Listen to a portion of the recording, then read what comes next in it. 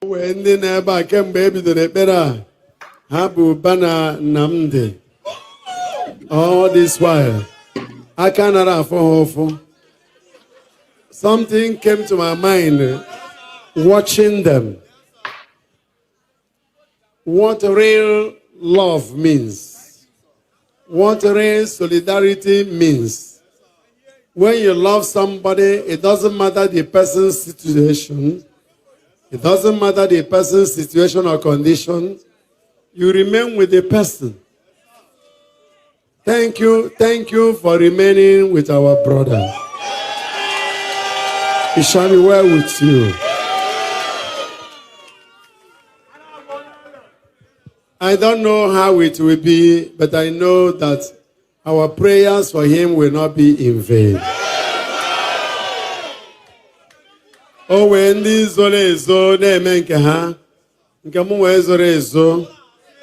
I am praying always for the release of Mazen Nnamdi Kanu. And I pray God to touch the head of our new president to do what is unusual, to courageously release him. Since he was arrested, the nature, the modality, the indescribable and undefinable insecurity in the southeast became a threat to whoever is telling the truth. And I pray that his release will provide a miracle of security, assurance we never imagined. We may not understand it. Few days ago at Ihamufu, Father who came here on Wednesday was telling me in his parish, 11 people were killed. Last Monday at Anambra, some Eboyans who were having meeting in the evening, 15 of them were shot, 11 died. And if you ask the governor, he will tell you they were killed by an unknown gunman. Before the advent of the arrest of Nnamdi Kanu, there was no such thing like that. And I pray, please, sorry for those who misunderstand me because you must understand me. I pray that President Tinubu, who is building this wonderful flyover, if you have gone to Ekobinago, you see the kind of fantastic work the president is doing there. It's so innovative, so unusual. After the mega filling station, that bridge that collapsed, he has fixed it. I pray that the president who is doing this fixture of flyovers, bridges, if he will do one thing more for the Igbo youth, he will stay the heart of the whole Igbos, releasing Nnamdi Kanu.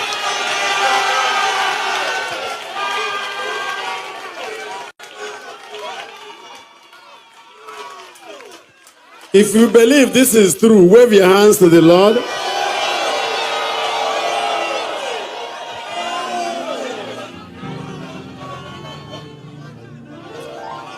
Am I seeing hands?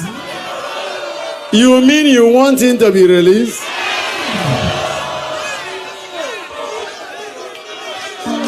There is no need in hiding what is obvious. Because the modality and the methodology of criminality and insecurity that is being heinously hatched out on our land today is becoming satanic, barbaric, and unbearable.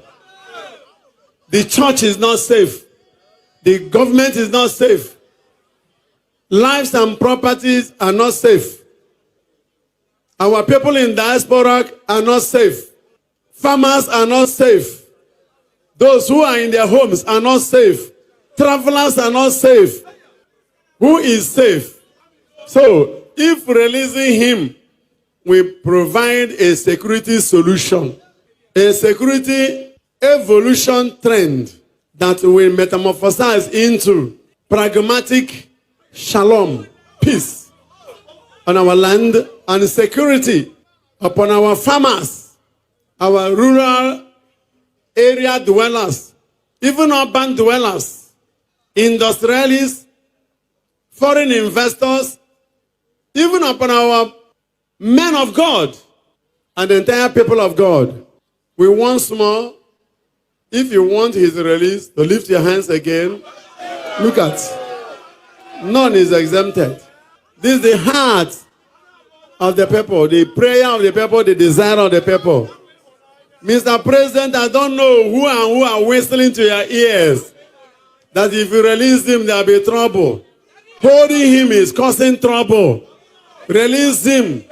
What do you ask the president?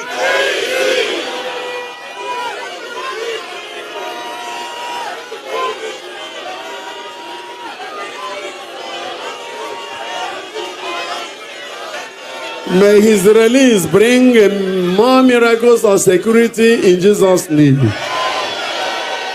So our brother Namde will once more lift our hands for you and pray for your good health, for mental sanity, for more courage. If God has whistled into your head the nobility of compassion, sympathy, and empathy, and you are yearning for the integral well-being of your people, may the Holy Spirit enable your release to be a miracle in our contemporary moment, to the glory of God and for the integral well-being of our people. All right, welcome back. So we are going to start. And like I said, we are here this hour for Lasuba, all right? And I have some people on the comment section. Please, if you join me, make sure you like the video and share it to many platforms of your choice. I would like to start by greeting all of you on the comment section. And those of you that are going to watch this video later, please do the needful by making sure you like the video. Of course, put your comment on the comment section. Let me know what you think about what we are here to do. So we have the first person here who happened to be Obieze. Good evening, Mazakai. He said, I greet you. Firstborn, I see you. You are here. Firstborn. He said, Mazakai, good evening, sir. Good evening, sir, to you and to all General Biafrans. Thank you so much, Firstborn. And the Kinsley, as I said, Mr. Kai, good evening, sir. Good evening to you.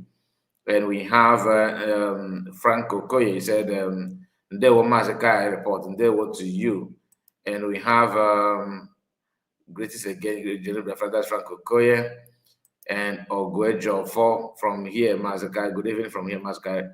There was so these are the few people that made comments, and we are just starting. This is 8 minutes of the program. I want to start by reminding you of something. Of course, what is the best way to start if not to call Lasuba to pray for us? Prayer, and I'll continue from there. Anyone can lead us in prayer. Thank you.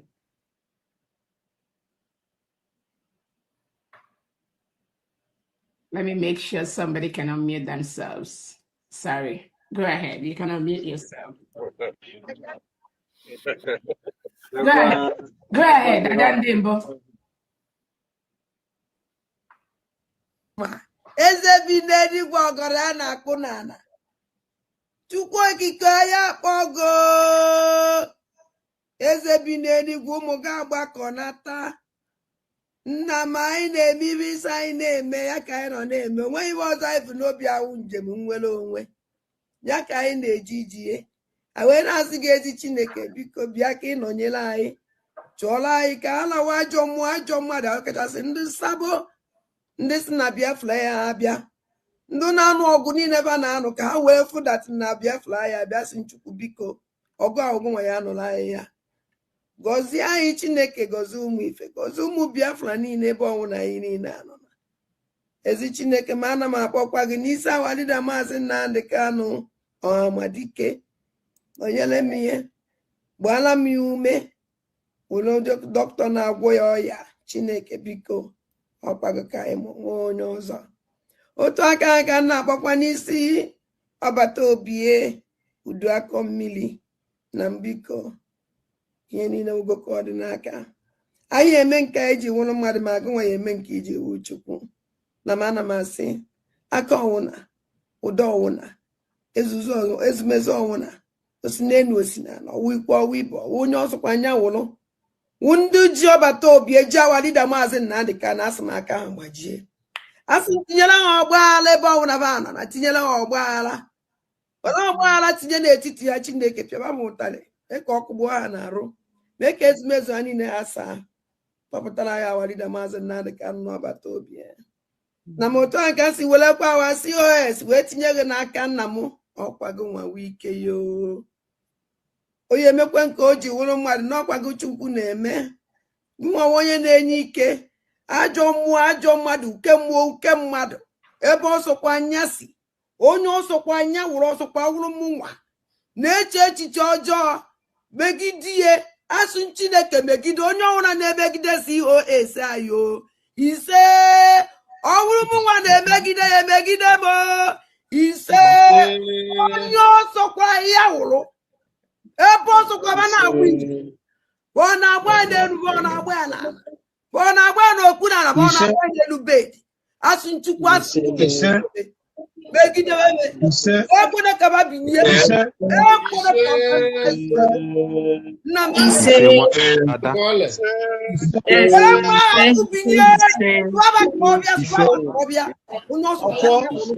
enekwena anya n'iwe emekọ na-ebele alịlị aka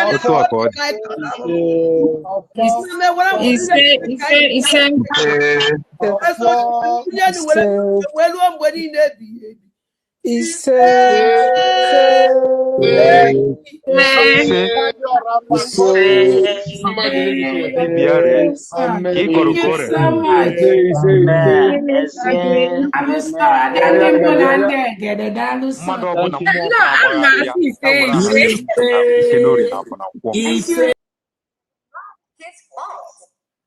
Not his fault. Not his fault. I say no for to go millions because I did it. Okay, we are coming back to the video that you're just hearing because somebody shared this on our WhatsApp group, which of course we are coming back to that. And let's start with this. Just a moment. Nanyo Genkele. Nanyo Genkele. How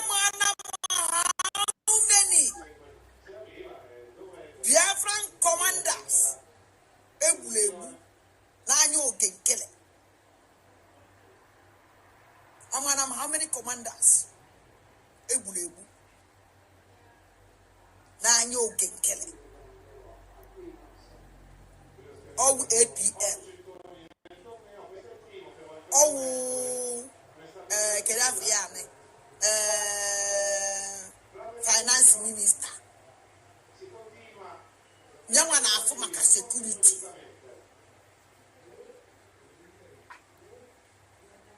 Where non tunu meloche na. Which nkana ko success.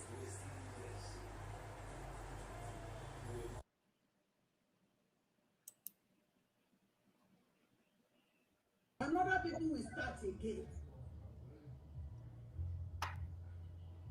So, Muanaba Unine. If you people, as you where they send this Soludo message. I don't like Soludo, I don't support Soludo. But I can never no one do not demand no now. Nekume, Anume Jigawa wa, a man from Jigawa, Upper Jigawa, a pure Fulani man, this man don't live in an Igbo. At all. This man is not an Igbo man. Only Kuroka only is in the terrorists. Ngozo Obieze knows him. And don't go back. Don't come out. Soya na Hausa. Okwesiri na Hausa. Okwesiri ndị Muslim ozi. Why are you Christian? Soya na Hausa because they have well prepared to wipe Ndigo out, to take over Anambra State. Ngozo la beze chori isi na Anambra we konkawa. I smile. But the message out on kono call to ever send the elemu soludo. Many can this message man also soludo. So let me tell you something. You claim to be governor of Anambra State. We are looking for Biafra Abiabe. I because of Biafra Abiabe. Bazele also, or condemn with on a buy. No Biafra now. Nobody is not a natural Biafra. I want to imagine now the Kadeji. Over top the AG. Or one of has no other in Biafra now. Nobody. Absolutely nobody. For now, and I can well Ali Bomus the Mozo, and they are live from the beginning. I need Bomus the Mozo can under Nigeria. Or not be under Biafra because of Biafra Abiabe. Ezio could the movie until the Biafra Abia, until the Motonia in Biafra. We want to protect our land. Now can flooding terrorists. Because Ejigo Biafra deceive right too much. Ejigo Biafra, goes on a base Ejigo Biafra. When they deceive right, when they change Oku Biafra, when not conquer Nibo. Actually, can anybody forget to go to anything Biafra now? First year, reality, non Anibo. First year, the conquer of terrorists, jihadists in Anibo. If you people don't do what I say, who you need a jazz away pay, who you think I can assure you, what is going on. I'm telling you people, I get it intel more than the work of this criminal, but I'm just on what I the property bumper. I'm telling you, the Ezio can now one day. Oh no, I'm going to Biafra because never hope that Biafra will come. But for now, nobody or Wolonia Mano, Snonia, the Jedi Intel, or Wolonia Masnonia can now support than Jem Biafra. You had to go to Alketau, and he won't lose the wars. Where will I when there's a governor blast state was it? And the candidates governor blast state was here. Candidates governor Bonino's. Because Nanibo, or Josie Westland, on Naka, on Naka control Anibo for now. Nobody is controlling it. There is nothing like Obieze is not here. Our leader Martin Nanikan is not here. Or when I come at Obieze, I got a problem. Or when I come at Martin Nanikan, I got a problem. Umaja, who gave it an umbo. This man who is a terrorist, is the head of terrorists. If you people take this thing lightly, only have to get on Obieze. Miria, Nelu, Yama, Onyuku, Maonyenta. Now, Governor of Anambra State, or when you want to know for security, you have to employ more. This is a war between terrorists, bandits in Obieze. This is even a war. Obieze. Declare go war in Anambra State against indigenous of Anambra with the terrorist gang group here from Jigawa. I'm telling you people the reality. If you people keep quiet, saludo, or we will end down, or when a big damn now what the terrorists do. Because why this woman is a fight on our back? All this in Dami now. All of them is terrorists. That means now 100% indeed. If you don't have them, go and call meeting, emergency meeting, plan all with them. We protect the Anambra State and protect the indigenous of Anambra. Soludo, only enough security. Okay, so this is Lasuba calling Soludo to go and bring in the army against Biafrans. What we are about to do is, this is my own way of responding to her, because yesterday in her video she was calling car report, come and watch, come and do, come and car report, come this, come that. Then I purposely decided to react on it now. I would have just, used that as my first video yesterday, today. But this is the time that I want to respond to that. The same woman, Lasuba, was spotted in Finland marching on Nigerian flag. That Biafra is here, right? Then after that, what happened? She wanted to go to America for Trump's inauguration. When that one failed, she decided to, react negatively by making sure that she, in her mind, she will dethrone COS. When she was saying those things, some people think that she was playing. She's just making, that she was joking. This video that we just listen to now is this woman begging Soludo. Nobody will on damn call emergency meeting. You need someone damn. This is the woman that is now criticizing Udele for bringing in the army to an Igbo. Are you following? Why is she doing that? Udele is far better than this woman for now. I will tell you why. Udele made it clear, you know his mindset, that he's against Master Namonokan, he's against it in Biafra. This woman is telling Biafra will come. Oh, yeah, do Master Namonokan. Oh, Simon, we must do something to the school. But when the going get tough, she will start calling governors of the country that she marched the flag and that the country is no longer in existence. And not only that, she said this in the past. All right. In case if you don't know, maybe you think that what she's doing, that she's ignorant of what she's doing. She knows everything she's doing. Everything. She don't understand this. No more.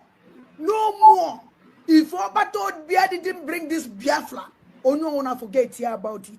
Anybody wanna the Golodu, send us Biafra, super Biafra, I will be a saboteur to that person. I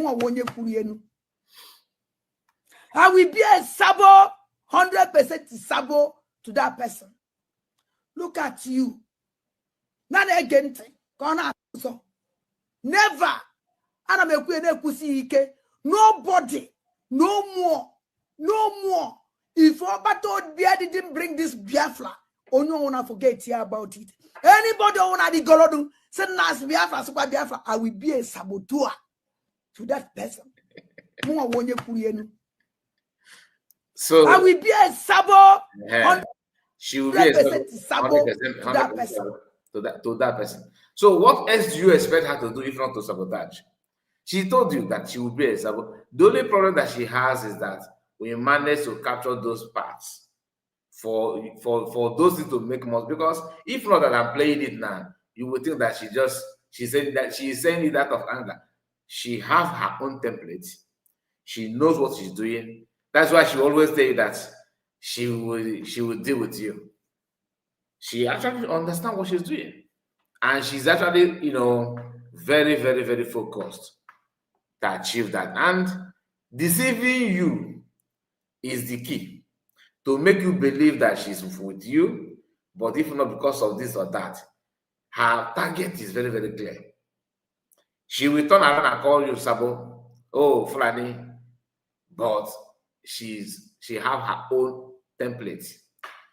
In the other video, in some videos that she was playing yesterday, she was mocking and laughing at DOS for protesting or carrying out their flag, which of course I don't appreciate it at all, because that's the only thing they can do.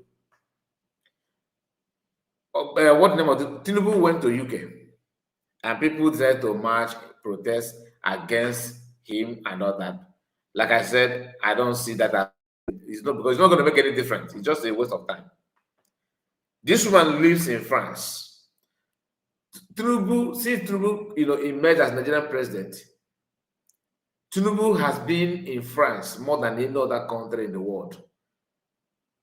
This woman who is always on every other people, calling people names, she has never for once organized any protest in France against Tinubu. Do you understand? But she's 24 hours on social media, bragging and dragging. Oh, visit Obatobie, you know, visit Obatobie. Ngozi cannot go to Finland. Ngozi cannot go to Finland. The question is, you that Tinubu has been in your country in France all this while, have you ever organized any protest against Tinubu presence in France? Never. But we can go to and protest. We go and protest. I told them to let's go and get protest. In France, you can actually protest against Tinubu that have been in your country for a very long. In fact, Tinubu, that is his second home. This is the first time he's visiting UK as a president. So, how many times have Tinubu been in France? Go and check. Have you seen this woman talk about Tinubu's in France or to protest? No. But she's busy looking for whom to criticize. And another thing is that she can lie. We are going to touchlight everything. I just want to start with it so that you understand. By the time we start playing her program, it will make more sense to you, so you understand who is talking. Reaction video from what? No. She said that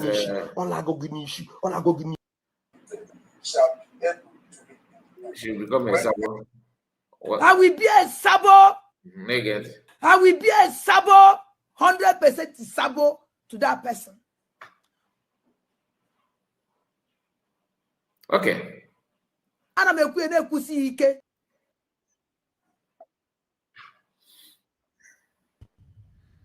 Ngozi Obieze didn't sign a declaration paper. Ngozi Obieze mana ase ya woputi ya ejin the copy. Ya go say a best signature edi. She didn't sign. Omuwa one year hand, that is the signature. Lie. Muwa one year hand rodiano.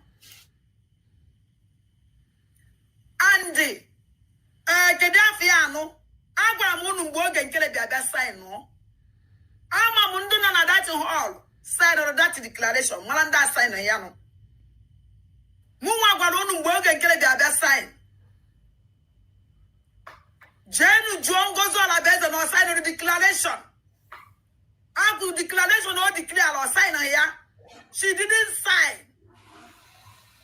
Or sign of ya at all. It's your signature, ya. Ngozi Obieze didn't sign anything. Everybody bearing as inland through vote, sign. Signature is not there. The only place here for signature, yeah, even the Amazonia, there are sign. Elitelia sign. Because I have their sign, I put a fanaka. Ngozi Obieze didn't sign. The only place here after the signature on Ngozi Obieze, when I got to change it within the Elitelia, na Amazonia. That's all. But the main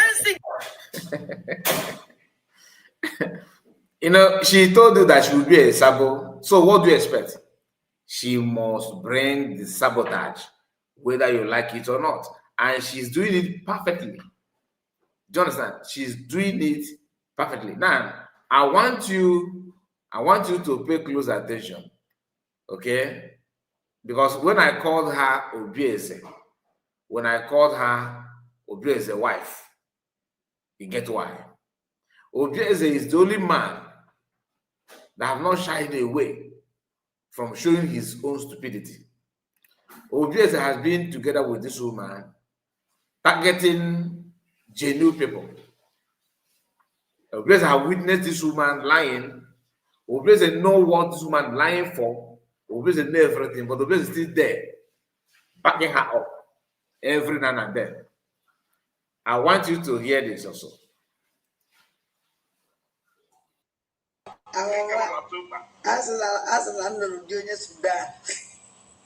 No, start from the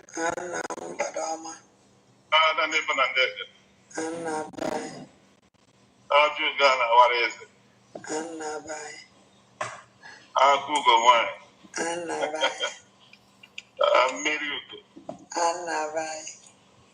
Professor Ndembonandegede. Dr. Professor Dakuli. Honorable Adam Badume. I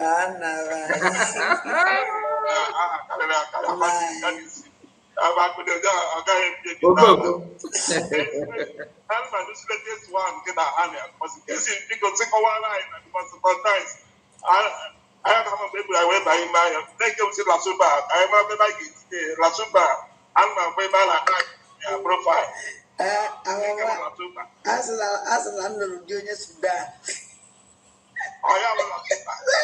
I'm a divu Lasuba, yes, Sudan. Okay, I'm a divu Lasuba. Okay, thank you, Lasuba. I want to have but I make a program, but that's my way. How can I hear that? I'm not here Lasuba mean. That's all French,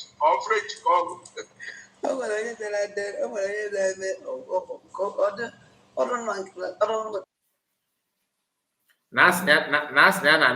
Why you can replace a web brain? Nas now to Sudan. After I go or Lasuba couple of Lasuba. After I go Lasuba. That where did you take that name from? Oh, someone now going to mother Mufulani or Oyejigawa, Oyega. Do you understand it? Now, this woman wants to believe that Biafra has been redeclared, and she claimed that she started with Biafrans when she said this. Anyone come and fight because never in this world again. As soon as I declare the installation of Biafra, never in this world again. As soon as I stop Biafra again. Or never. Nando gen kele ono chichicha no more restoration of Biafra. Emegoye. Never. God go late. Oh, see me be late. Uno mana abato bien asi. Nena monitor zoo. Enyo waka una faji bia. Ne nwere ike idi clear Biafra before that 2nd of December. Okay. Abato bien ekwe steady. Mana I want to follow na ya na I na we on ekwo kwa ya na we no okwie. Or just and only a point.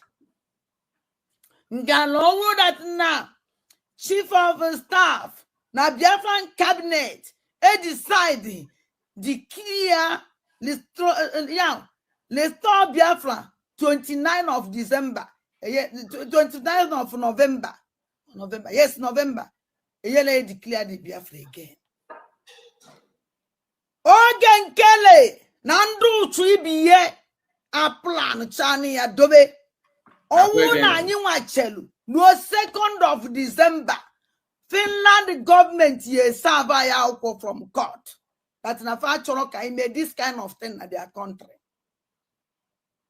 I biko anya ana ya kwa no more o ife that plan oge nkele na vam now all the criminal agent yana faku all the saboteurs from on Finland that time na give one with microphone. Some of them were agents of darkness.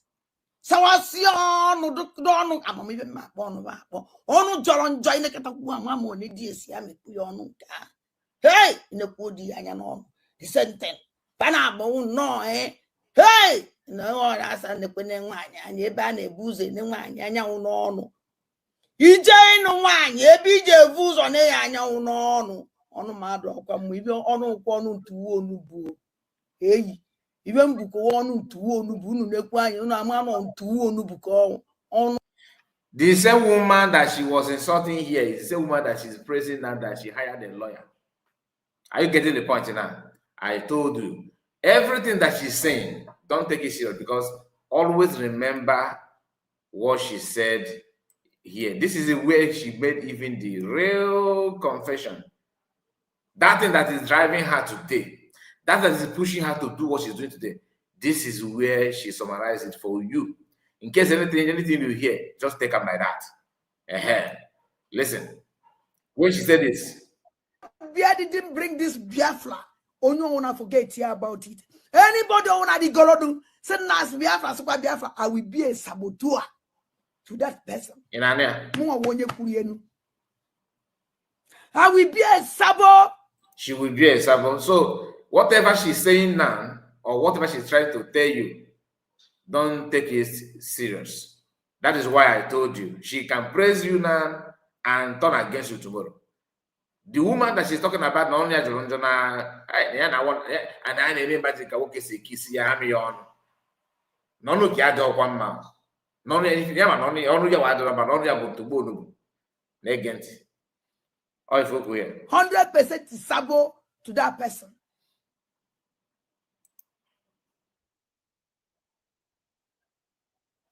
Can know that now, chief of staff, now Biafran cabinet, deciding declare restore Biafra 29th of December, 29th of November, yes, November, they declare the Biafra again.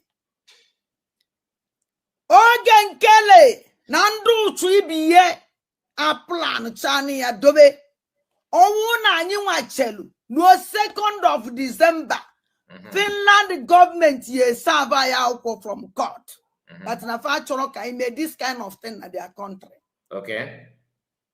I biko. Anya no more. How much all those things so? How much? He knows everything. But the moment she noticed that her targets to become Minister of Defense, and when she requested that she want to join CUS to Trump's inauguration, and she couldn't make it, that her demand, was not given to her. She decided to turn against the system. She decided to turn against everybody. She will use her platform to rubbish everything. It's not as if she don't understand that Biafra has been redeclared. It's not as if she don't understand the importance of declaration. She knows everything. But as long as her selfish interest is not being granted, she decided to turn against everything. And that is why she told you that unless PM is the one bringing Biafra, if anybody come out to bring it, she will become a saboteur. Do you understand what that statement means? Whether you are doing it right or you are doing it wrong, she will become a saboteur. The same thing Nyawodo said. The same thing Nyawodo said. That is what she said. That's why I told you Udele is far, far better than this woman. At least you already know who Udele is. So going to Udele simply means that you have made up your mind to support him in what he's doing. But this one will appear as a Biafran agitator. She will appear as she cares a performance down the card. She will care as if she's thinking the same thing with you. She on her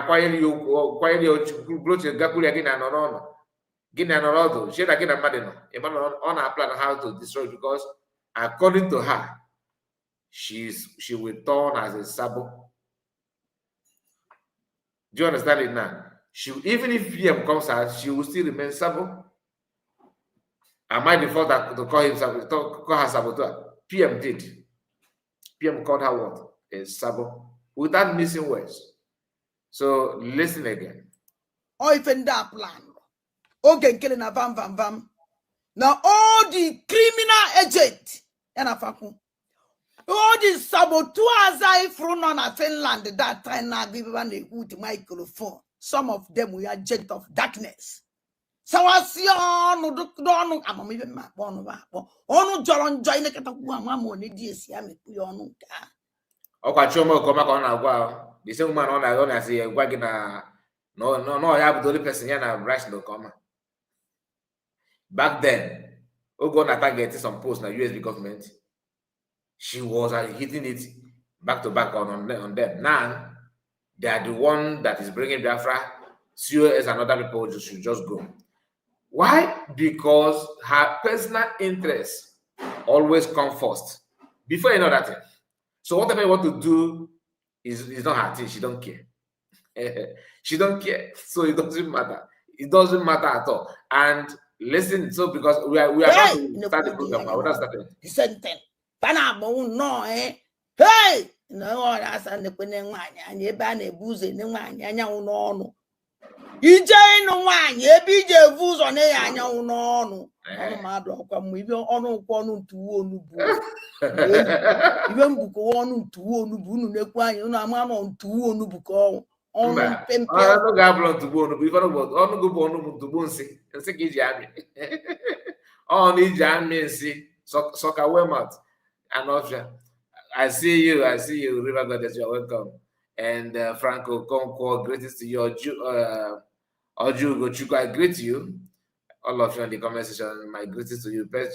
Peter, greetings to you. I don't know if you are still here. Some of you just make a comment and go. I don't know why, but we are here.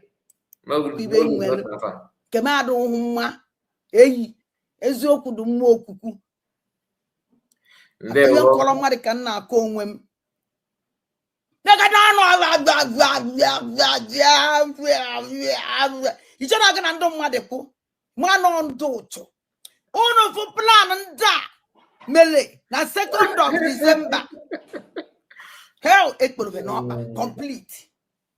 So Biafran government Obato Obie have achieved one thing. It declared Biafra, the installation of Biafra at 29th of November. Eba kunu doku this man idiot talk eba kunu ya mother tinanda with a plan. Serious plan, sealed plan. Now I warrior concrete. Search up the plan, so ye stamp. Since I was in Finland, the Kayamalako yesime. And about chia yoche. I need a search a name milli. The mother now Mbamba Finland and I have been declared Biafra.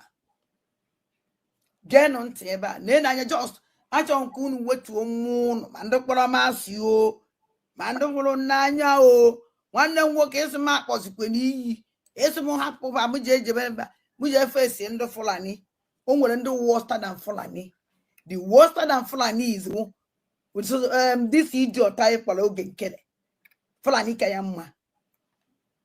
Only out the worst to Fulani. So now about the worst of okay. So okay, matanda kina havana emeko. So the same person, due to she have made up her mind to sabotage, that's why she lied that Finland. Look at it. Look at it. Declaration. When her plan failed, declaration. Because her target is to make sure that you see this declaration that is not going to happen. No. In her own mind, it's not going to happen. That's why no more. If Obato Bia didn't bring this Biafra, no one forget here about it. Anybody on the Golodu send us Biafra, Super Biafra, I will be a saboteur to that person. I will be a sabo, 100% sabo to that person. All right. So let's go to the program itself. The main reason why we are here. Yesterday, like I told you, she decided to talk. Okay? But before I go there, before I bring this program, how many of you remember this guy? 420. This guy, Lasuba, on her attempt to sabotage, to be a sabo, use this guy's disappearance against COS, against Biafran people. She claimed that everybody, even me, she called me. She did a program and called me that I don't want to talk about this guy. That I can't report. You and your madam have paid this guy. I can no. She said a lot of things. You know, she said the first one. I responded. After some more, she said again because she's a mad woman. She don't think. When she keep on saying that, then I just ignored her because I already know what she's doing. Today, as God may have it, somebody just dropped this on our WhatsApp group, which it gladdened my heart when I watch it. That same guy, the guy himself has resurfaced. This guy you are seeing here.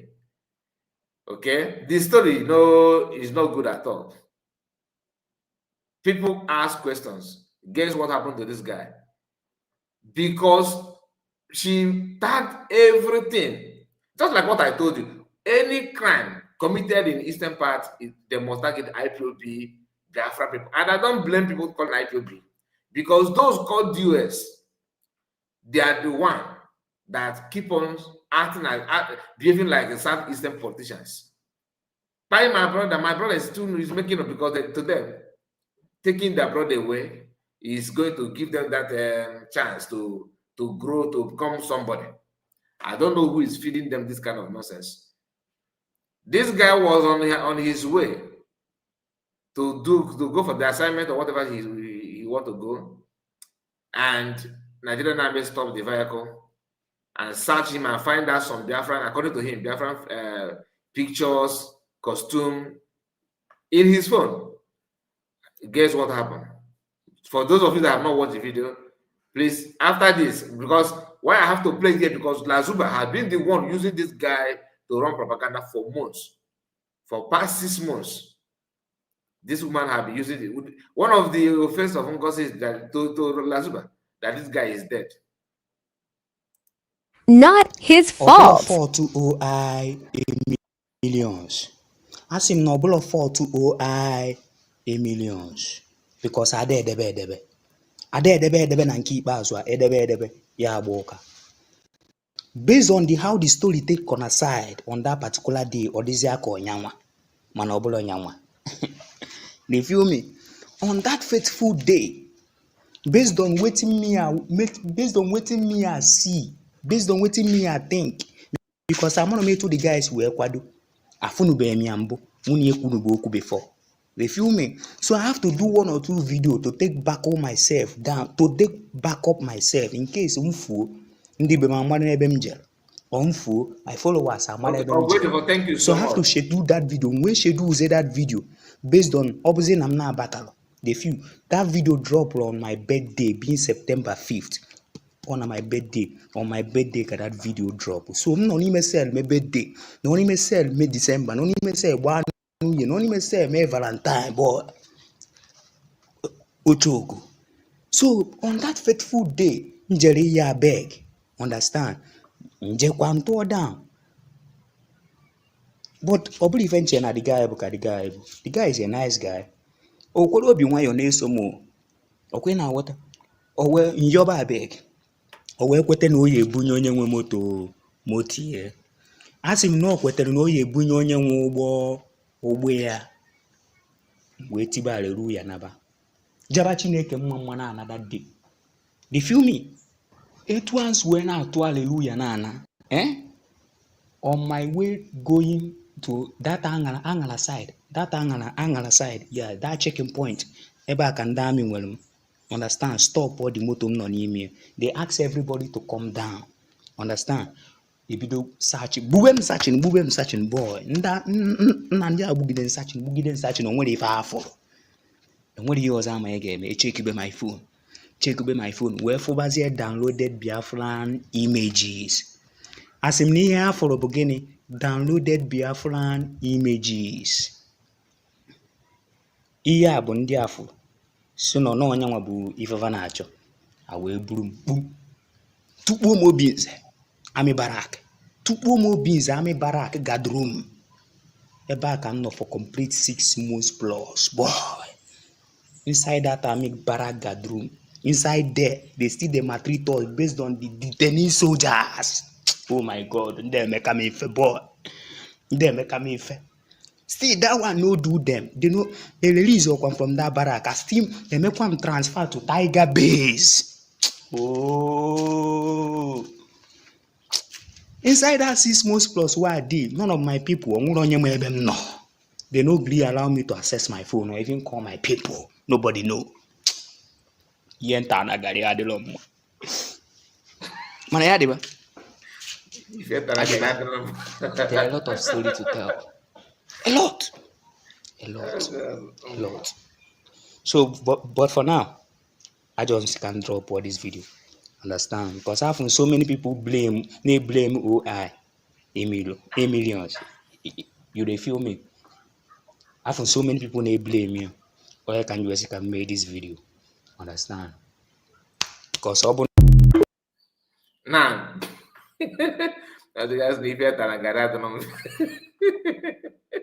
Other I thought you, but I have to laugh, you know. Other I thought, but I have no other choice. Reason why, God bless you for joining us. I see you. Lasuba used this guy to rob it. You know, and they go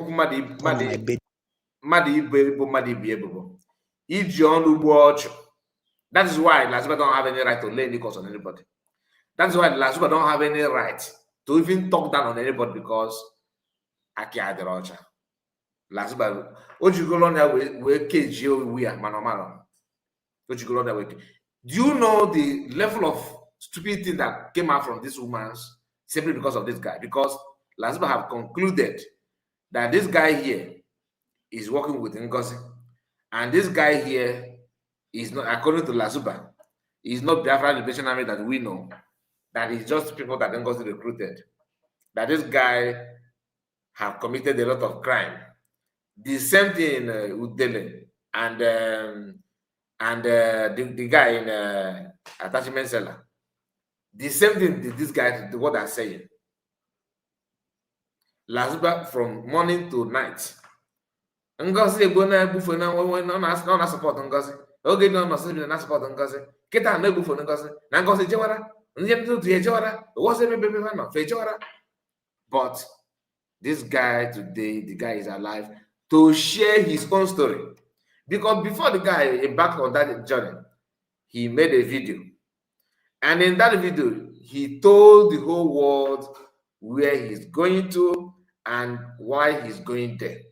In case you have forgotten, somebody claimed that the Liberation Army snatched their car, that they collected his car. And this guy is online on TikTok talking about Biafra, that these guys are not committing any crime. You know, that kind of thing. Then somebody that the owner of the car now reach out to him and say, what are you talking about? I am a victim. I am this, I am that. The guy said, no. Some of these people, the Liberation Army, happen to be people that I do communicate with them on social media. He don't know them one-on-one. But due to no one people, he invested much interest or trust on them. He summoned the courage to meet the one-on-one just to prove to the owner of the car that your car was not snatched from you, that I can give it back to you and all that. When he chatted with this guy, when he communicated with this guy here, okay, the guy, they now book an appointment to meet. The owner of the car refused to go alone. This guy volunteered to go with him. I used to think that this guy is in abroad, though. This guy in Africa, on a buy man on the Google Biafra. You know the hide face, Biafra Unite. Are you seeing it? And you see how it's being done. Any of them harboring and lying, tell them what they must have committed something. That is not the fact. There must be something they have committed. You see, Obi knows that cannot be Biafra Unite. Let me just these guys. To me, I can't beat myself and tell you this is how they live their life.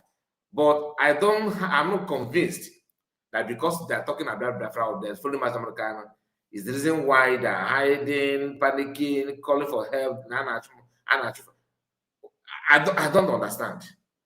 Every now and then, oh, I ran from Nigeria to Benin, and they pushing me from Benin. I am now in Togo. Somebody should help me. I have to go to Senegal. From Senegal, I wish I am in Europe. Now they are pushing me. I don't understand. Who is pushing who here? But their recent attitude, you can now guess who is actually pushing them. You know what I mean? But Yadeba, I'm not here for that. Yadeba Godi. Once you are pure and you are doing something diligently without plan on how to buy other people or hurt another person, I don't see reason why. Because this guy should be an example. This guy has been very, very vocal about the Biafran issue. He is not in abroad. He's in Nabai. Also, on Nabai, the guy called those Soji. On Nabai, maybe Africa. I do go. Is that I do go? The one that the others DOS that one that Google Biafran want to buy you. But some don't even, some even change their voice notes while broadcasting, like their real voice. Yes, he lives in Abuja. Thank you so much, Ogwejov. This he based in Abuja, broadcasting about that from Abuja with his real face. Or this nose. He discussed about his journey on air. Do you understand? Why going roadblock? They start searching everybody, search him. This guy has dreadlock before, but maybe I feel good also challenge everything. You heard what he said. No, make some Biafran pictures or dinner phone. Yeah, download. Tiger Base. Go business from Obieze to Tiger Base. Man, why you settle in France? Now you give update. Neighbor for that guy. Neighbor. He spent 6 months because of that. And why he made this video according to him is because people are still believing that this guy here is responsible for his disappearance. As God may have it, he's not exempted because the video is here now. Why is social, like I told you, called me out many times about this case. Oh, because you can't report, you cannot talk about it, even though I have talked about it here. But you know what? She told you the reason why she's saying that. So if you don't need to ask. You don't need to ask. Never. The reason is this guy really thought. No. Okay, the work that you are putting out there. I want you to hear. Jesus is Lord. Everything is good. No more. Start from no here. more. If Obato Bia didn't bring this Biafra, no one forget here about it. Anybody wanna the Golodu say Nas Biafra, Super Biafra, I will be a saboteur to that person. So you don't need another person to tell you the reason why she's doing what she's doing. Oh, go her. I will be a saboteur. I don't understand any other language that you want to hear before you know what she's doing. I will be a saboteur. Is that not what she's doing now? That's what she's doing. Okay? She can lie for anything. Thank you so much, Obieze, for that video that you shared. You don't know what you've done. You don't understand the level of that, the importance of that video.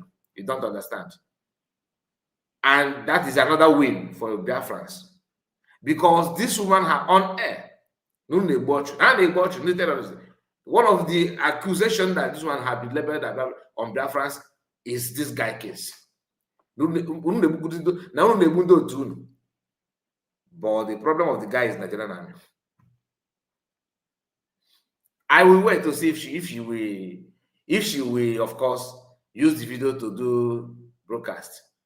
And I can tell you what she will do, what she will say. She will tell you, no, I'm going to say the plant and damn for no. No, I'm going to say, not one and the Jigawa. Ha can't put a shape here. Open this nice. Cake and damn women on a gun that day. Makwa that Igbo youths, they face these challenges. So if this guy can mention where he was stopped, he must be in Igbo land. Because if you are traveling in Igbo land, one of the things that you must avoid is anything Biafra in your phone. That's number one. Okay? So yesterday, I know if you're why. Obieze will be the program. Of course, you're not DNA. Okay, for the job. You're not Obieze. Now I run the program. And the only person they will know to drag is Ngozo Labeze and the guy report. Like play. Obido call anyway. Let's go there. Sorry about that. I hope I'm not okay. Program from bank program. No wait. And it working it.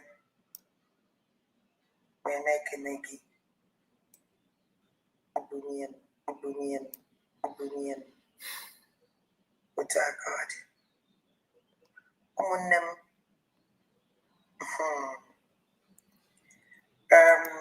Maybe they're gonna announce it was some stupid people. I told me to start the program because I want the man I like a program happen on my platform. One bash a platform, okay, in a minute, a platform. Who cares about your platform? Sabotage our platform. Anyway, let's have talk. Sky television. Sky television. This message, but only this message in I got straight to Sky television. Okay. Remember, this is the beginning of her program. So she just came out for Kai television. Although I don't know who's Kai television, but that Kai for that. Let it be story for another day. Okay, Kai television. Okay. In a France, I don't bounce anyhow. It don't bounce. So Obieze talk on the phone. It don't quite physical. But when Tinubu visited France, you have now for once come out with the Biafran flag to protest. He might not like a protest well. Because Nangosa Labese and all of that. So because that's where you have your strength. Tinubu is sleeping awake. He will sleep and wake up in France. Almost every 2 weeks. The man is always in France. You have done for once. Carry out this protest. That protest against Tinubu? No. Or protest from mass number can no. Your own is to on your camera begin to talk about other people. Why are they not protesting in Finland? Oh, why are they not protesting in Nigeria? Why are they not protesting in America? Tinubu is sleeping beside you in France. In Atuka French. Sky television. Go mama if you're gonna go mama if you're na koroki. Okay. Mana go mama if you're na program because if you do any program from a bank you do any program. At least Emma. I just they laugh you. Go on, Nachin, I got you. Go on, actually, in Nachin, I got you. I was again one. Let me tell you something. Our leader was not the coming like organizing because of a people for any model. You know, you don't have any intel. You don't have anything to say.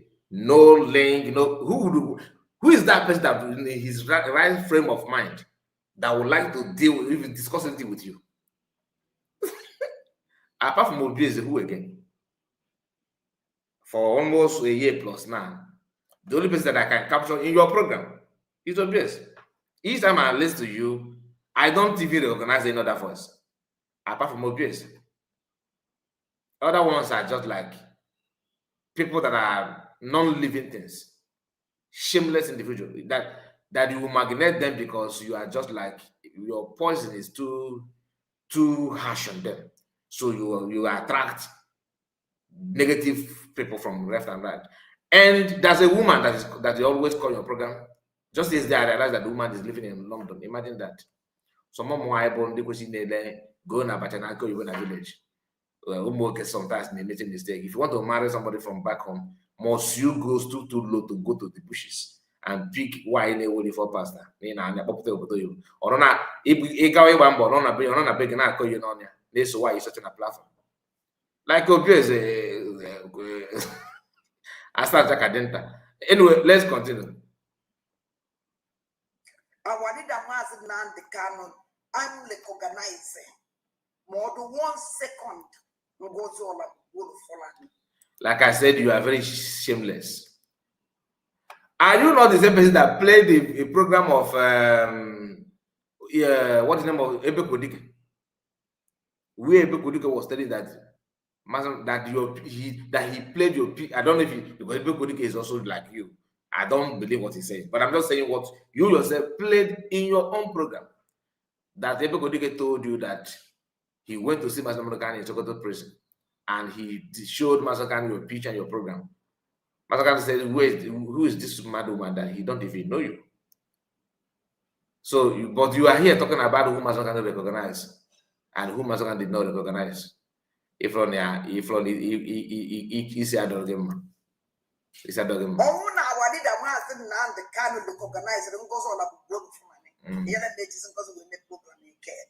I will respect our leader. That's not good. My character could if our leader wasn't Nnamdi Kanu, recognize them go. So it is a Maya.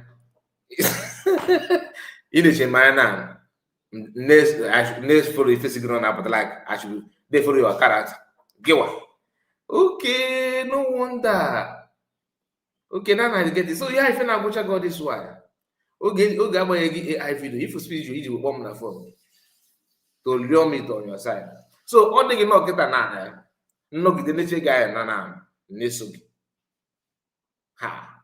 Man, unless man no gana like man. Man, other possible. Because what guy I'm not wired to be like that. It's supposed to give my by now, but being that you are out to sabotage, anything goes. Whatever you want to say, you say it. Not what I can deny.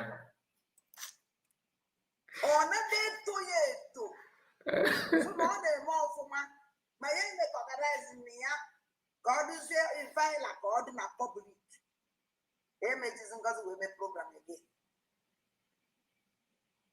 A man is just to do my Lord to kind of kind to my bro bank television.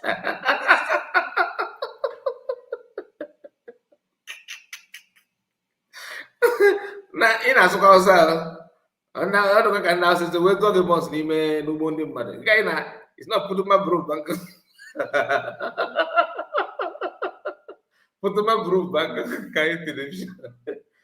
He gave a super. She didn't give a white cartoon. Ima easy agro game ma. You were mentally shit. You have been in the struggle before COS. Last time I checked, according to your history, that you used to work with IPOB. According to you, I don't know if that is true, but if that is true, meaning that you have been here before PM, before COS, and Mazakan is yet to recognize you. I mean, that should be a concern, a thing of concern to you now. Are you not worried that you are busy analyzing who Mazakan recognize, but they have been here and no recognition? Even though Nebo that Jan, Nebo that Kaja. Recognize that gonna solve this. If man kind of recognizing you, is he a taboo to you? So you don't like to be recognized? If you're that Jane and in a book. All of the stupid. Very stupid though. Very, very stupid. Put my group back. So recognize me. USDG. Humanitarian terrorist organization. I will not make it when the program again or one this event in Napia. Come on, no, like that. I'm going to need this other woman. People don't pay us the poor who they say. Okay, now okay. I this now Eggman. I see go. Okay. Now I get that kind of guy. Come on, if you kuna. Last time the guy, if you and all this from if you kuna. It's na USB with terrorist organization. Okay, if you kuna. Mana last time the guy, Africa maybe kuloku somehow na abroad you could ever now. Again, as they had to stop what Biafra again. Or maybe never. Nandu again Kelly on Ochichicha no more restoration of Biafra. Okay. Emegia. And you made mention of mad people like in this Nadrama, right? Or the Gnan with these two things in play Gnan. Or the go see them again female. I say that now. If make if I know I have for the person I know into because okay, you need help. Mentally you need help. You go I call uche eji we work am. Man this ndị na do look boss ugbo dị mmadụ na village na isu ofia. Ọ dị ka fa na ga call uche. Ana bụ ga call uche because ọ bụ na no ga call uche. By now you suppose gị na connect the dots on your own. My name are some people now. Oh, when do we get it from ebe na do the boss? Ma double ga call uche. Because he can't even maintain your sense of reason anymore. You see? Just hear yourself. You are here talking about bragging on how Biafra had already declared that it's not going to happen again. In space of months, you are here again saying a different thing. Yet you cannot see the man who is not done. Man, one thing I will let me give it to you because now it matter is that man is thinking. So as long as you keep on thinking that you are normal, that means you have already proved to us that you are not mentally stable. So I can relate. Many you made a very big mistake because you had every opportunity to get yourself healed by DPM. Manala ngeke kwogi madugide ina kai ayi so yege yere ga akara na. Ya bo suppose it diagnose yege ogu treat yege ofuma. Sense ga na but if you go what if my other DPM now go say to your brain back? Or got charge nego now. More contribute 1 naira. Kisi get the member. Because I like I sometimes don't hear on a bam. Ege check into now. I'm not going to know he's not a man cook. So you actually one kind of, I thought you said that kind of is a Fulani man. So I should now start following you. Not to myself. Now I go I can follow if you could not know. If you're not going to go na supermarket. So in the Chemana, I think I should follow if you could not know. Every man I keep yourself now, or don't line with if you are going to pana. So if you come and get our age. Apart from age, what the first? So if you number so good again, get a again. If you the one, I see. Look at our brother that just made a video. Expose your stupidity. Because let me tell you something. Please, if you are just joining us, I want you to like the video. I don't know if you have liked it. Please, let me just remind you. Click on like button. So let's see if you can need to get up to 100 likes before we end this broadcast. Any order. See from our leader man said now the Kano and from Obatobi, it's more than Easier. Easier. And I will tell you why. You went to Finland, I told you to remain where you are and don't fight.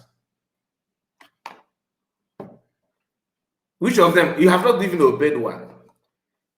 Yet you can actually disobey our leader. Our leader. You could know sabotage again, and that is what you are. Never. I don't know when people know so peace. Only they deceive and do they deceive.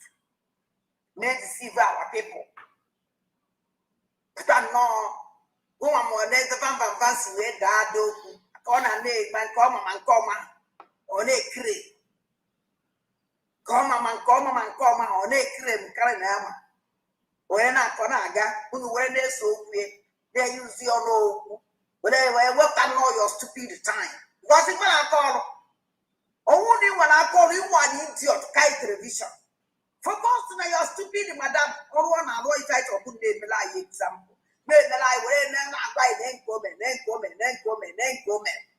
We want to see if on a una nature name agwa ya na-eso na ọ na-atrai na ife ọ na-eme na akpata obi ma ya ịfụ n'ọrụ ọbata obi now. We are handling him 24 hours. When our leader Mazin Nandikan of here, we are heading our leader Mazin Nandikan. Ego gonna come over the take a way, but okay, a sentence to 6 years. Yeah, you have seen the video now, haven't you? All of one are begging Nigeria. And then you find out that you have been vindicated. I'll grant me use. All the here. If you that, I'll bring it.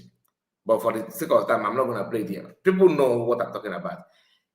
Then the issue of giving you, telling you what DPM have done, their achievement, you must have sense. You must at least develop some brain for people to even teach you.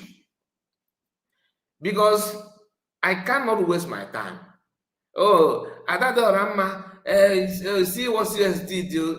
Now. You don't know it. Somebody reached out to me, which I'm not going to mention the person's name. When the issue of Ima, social media, somebody reached out to me when the issue of what's the name of this guy? One commander like that, what is the name of that person? You know, that the Brutus that said that had issue with the Brutus or that DPM actually announced about his safety. Thunder. Somebody reached out to me and said that Nangozi, even Ngozi Neme, look at it. And I think the grammar that DPM used, I think mutilation, something like that. I think I have forgotten the word. That like is just like maybe torture. That's the meaning of that word. It's like torture, or you know, I think thunder. Thank you. I think that word is that a mutilation? The person, because of that grammar, instead of the person to go and search the meaning of that word, which if I will know mother, like name but now DPM go label ya. Also, okay, even go like that. It's why this argument? He said, also the mama na can't get no person label ya. Not that then it's no label also got one if you go today.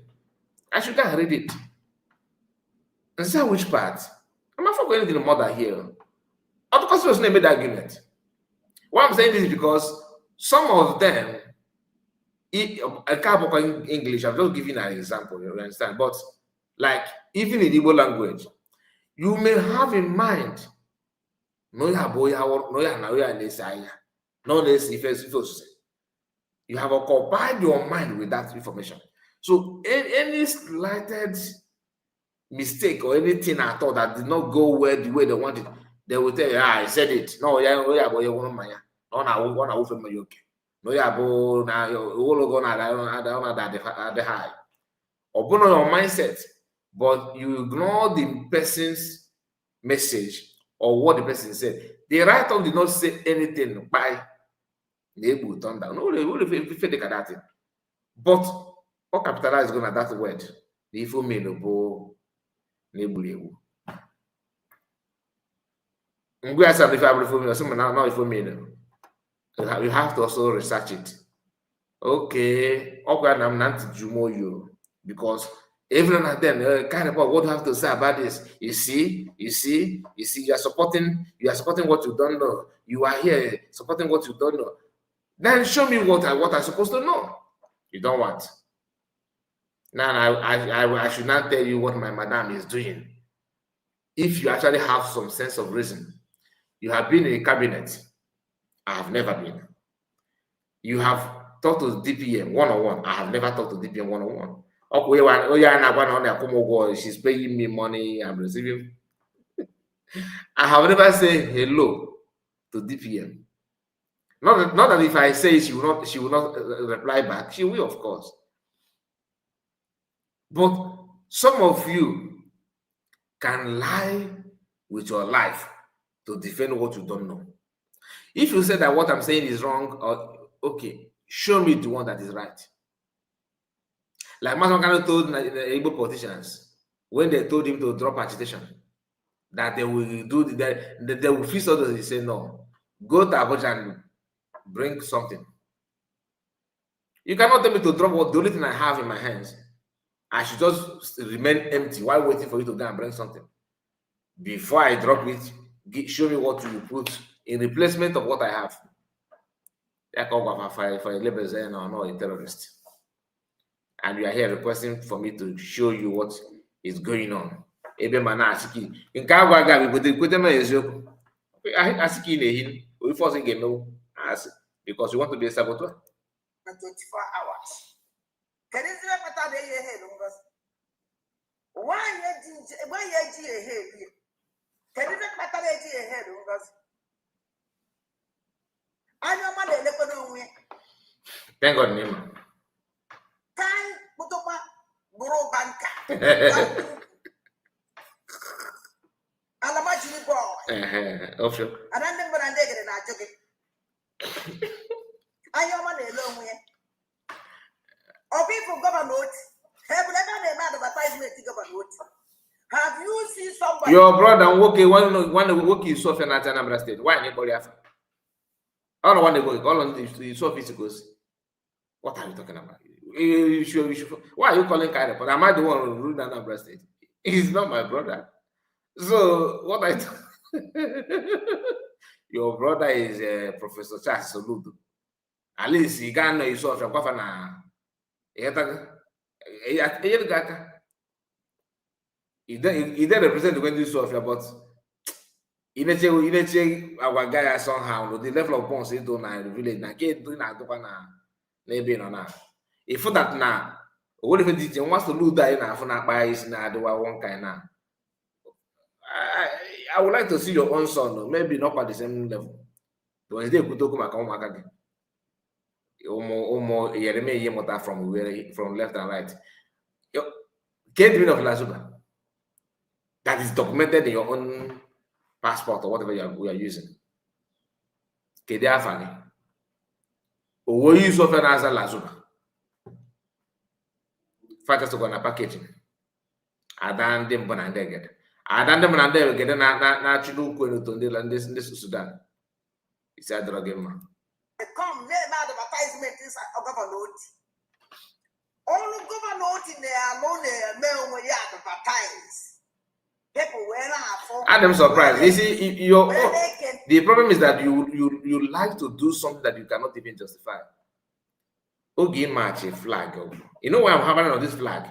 Because that's your another line of your another trending information from your platform. Oh, Nangos Nana match a flag.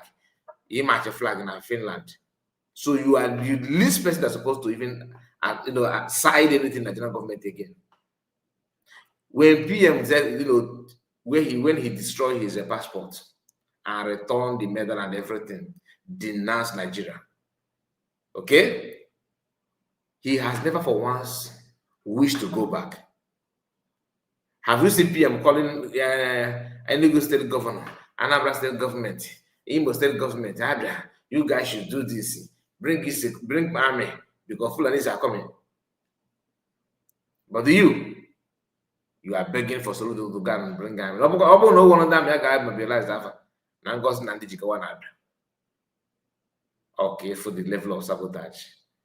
What do you for when you get to take all those things? You got to have your problem.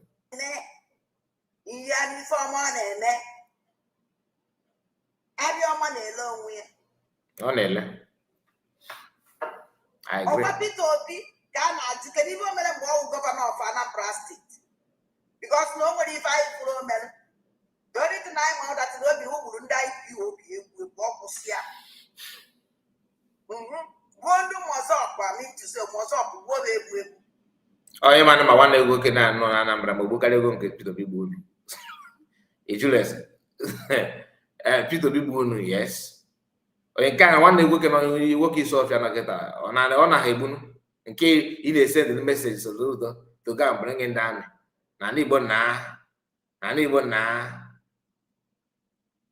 You can't eat your cake and have it all, madam. Almost here.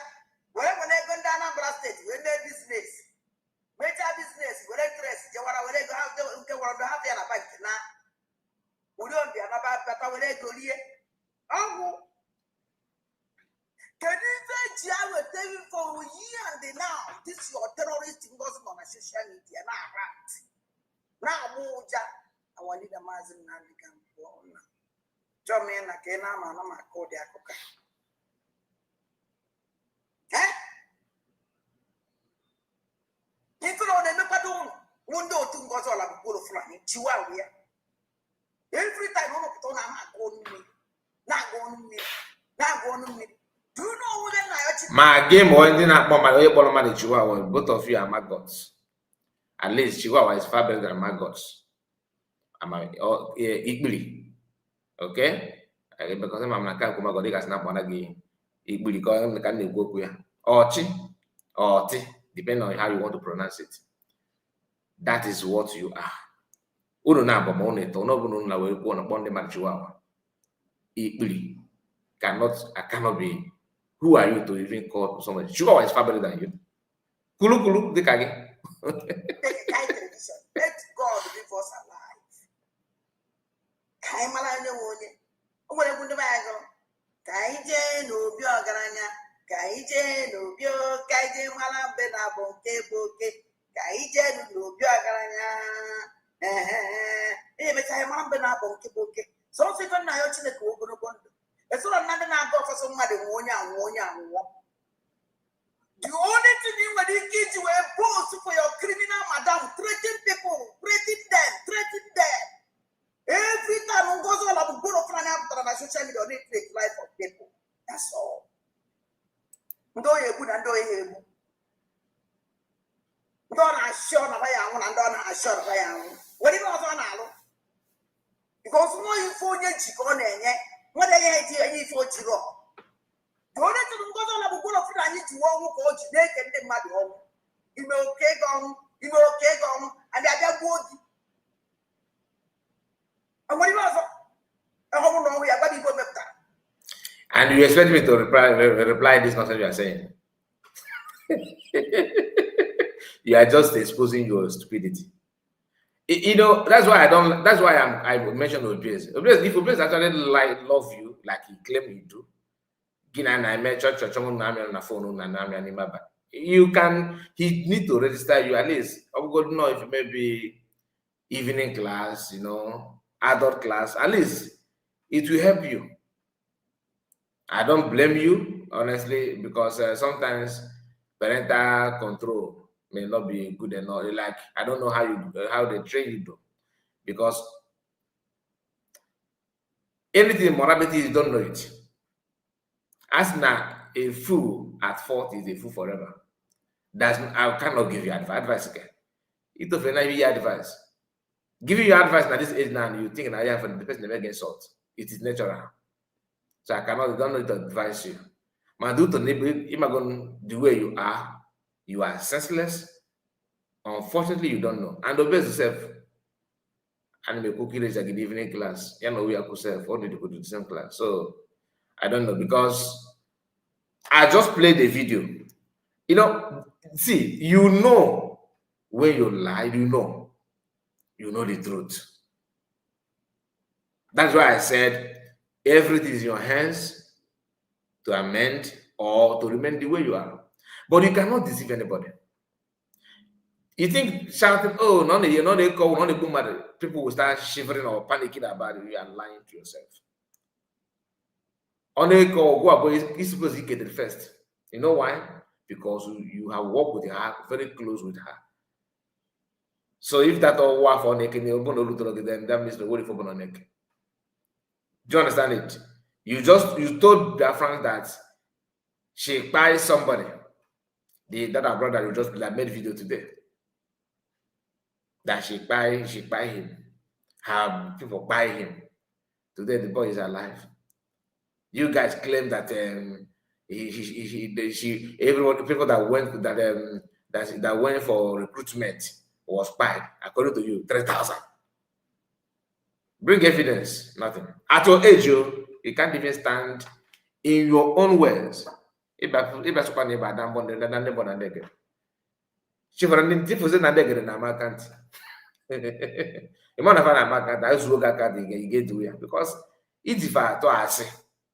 that's the problem, but you don't know. To you, it's normal.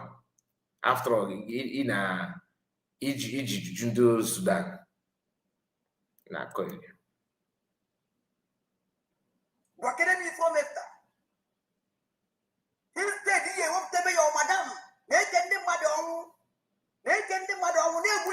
Ikwesigo n'ikete na ka na-ekwu. For the first decade of the whole world, that means what if open on it? On it go, you know, you not everything you use for to run your mouth. All I believe you have you seen me wish you all? I can't wish you all. I don't wish anybody all. Mobile they wish more. Man, they wish them more. He gave like a I'm telling you, he gave like a boy and a cake. As long as you are wishing me all gabo okay. Because this is your choice. Whether you nurse it, whether you force it out, whether you walked in any shape or form, not only you anybody at all. That is me. That's my stand. I don't wish anybody all. I'm not here to wish anybody all. I'm not here to lie, to pretend, to cover evil. No. What I'm saying it from the depth of my heart. I'm not pretending. If you think I'm pretending, that's all. I'm not here telling you, oh, okay, no. If I tell you that okay, have something in his pocket, I'm telling you because that's what I believe, and that's what I see, or that's what I feel. I always mention this. Allegedly, I was told. You think I'm stupid by mentioning, saying, putting my word like that? I can be like you, run without any full stop, just claim anything. Can wake up and say that Obieze is this, is that. She's the first lady that achieved something which I don't have any access to. Or I can come up with this kind of to attack you because the way you attack other people. I may come up here and say that you're brain questioning him. You know that kind of thing, which I don't have any evidence. I know that it's not true, but I will use that just to run propaganda. But I'm not like you. That's different. But you are, you can open mouth and claim, no, yeah, no, need the show now. Somebody want to get from family, they want to go. Do you understand? That is different between me and you, and that is something that you cannot even, you dare not even get close. Integrity matters. You do know what is called integrity? A man don't know now. Go basic for me. Yegia example. That is what you can never buy. You can't even get it from anywhere. Integrity, you don't have it. And all your followers don't know what is integrity. That's why you get me porn. It's namiri told everywhere. Namiri to everywhere. Something might not be verifiable. Once it's being verified, it call you. Ibuya go another cause. Mom di believe I can against you. I can say that no, they call the bossa or they call the guru. I apart for that one. But can you say your mother name? All the criminal humanitarian organization terrorist guide group, Apalaga akasigi oya spell terrorist. Spell terrorism. Just spell it. Eyegi pen na akwana. It's na oya write it na igedo. Oh, in one Obieze said they do say na buy nda juko meba na buy hasimude imana ifa na emewe na ekwu na shushu media hasimude ka fast we buru ndị terrorist Obieze na buy ige yegoro maka na buy iman adam bụ na ega na akwa amaronom ige spell terrorist or even terrorism. Let alone in my phone, because each and all in me porn on iji ata anụ ezi kpuchie ya ka ife na-ada for na-akọtu n'ọnụ gị fuck it ife se na newspaper otu ị nọ na can you beat your chest and point out tụọ aka ofu abụọ atọ anọ ebe ife dota menu bụ na ngozi or USB cabinet members if Nanda Akafagbo, n'ebe fe akafame. Oge ọ na-abụ ịgwa mmadụ na ya ikwutogo ndị ogbo ọbara ọmapụ mmadụ obi aga na ịma na iche na ọtụtụ ibi na-ebi na ya backward. You don't think about your future. Owolo you got, but you know what if you are a Dutchana? You know, Obiega, they are very, very strong. Undo watch, undo. Otino Katana cannot get a pogo, Manquia, because I don't have any evidence. That is integrity. I'm saying it's not for you to change you because it can be a woman spy. The only thing I can make you might get a West Bend. As a milk, I don't make you. I'm just saying that now. Milk maybe. The only thing he gave me, I believe me mafia. What a guy like a woman, a man jameti. He cannot use it for anything good or leveling on here. Or leveling on it because no matter what I say, you are not wired to learn because I'm maybe people from Mobi and Akonuchi and your brain. I want to give you. I'm a big fan. Each one I feel, which is normal thing because if you're in a village, you can find that mental issue. Find a boss on the good now. One man, the person against the neighbor, that is to say that the person the well when they na with his certificate. Find their own madness with the highly documented. Find the boss of one that neighbor yara. You can now man. But when I support a political assignment, I know maybe I say, Navamba say, back for maybe the Kumaka to my car. I like it because I know I get a ticket. And only way you went. What the PVC went to vote. Only way you went because all Nigeria came. Bongo nonsense is be Queen Japan when you're not that rubbish. And also this I couldn't see. So this kind of thing couldn't see. If I was all about war from the commander in chief of terrorists, said the alloy to my message. Let me tell you something. Alloy is not an IPOB member. He is. If I not have a problem with Nambido. Uno channel in the Patana as IPOB, it might have been of IPOB. IPOB membership is just like when you want to work, want to serve. They have to keep your document. That's what it's supposed to be. Then they will take your oath of service. But the word IPOB, as long as you are being born from Igbo land, from that territory, you are an IPOB member. In fact, not member by choice, by birth. Okoko. So if you decide to work to serve the people, then that is the issue of the essence of that oath member. It was these gangsters like you that started you want to convert it to cultist. Anybody need oath member, you have to swear, you have to when I swear oath of office. I want to trust this thing on you to be in charge of something. Then you now take an oath. Man, gangsters like you decided to collect registration money because that's they wanted to build it as a political party. The intention and the agenda of the IPOB from the get-go is just to recognize anybody that comes from that part of the world. That's why it's called IPOB. Because none of you want to care, you don't care. None of you bother to know the meaning of IPOB.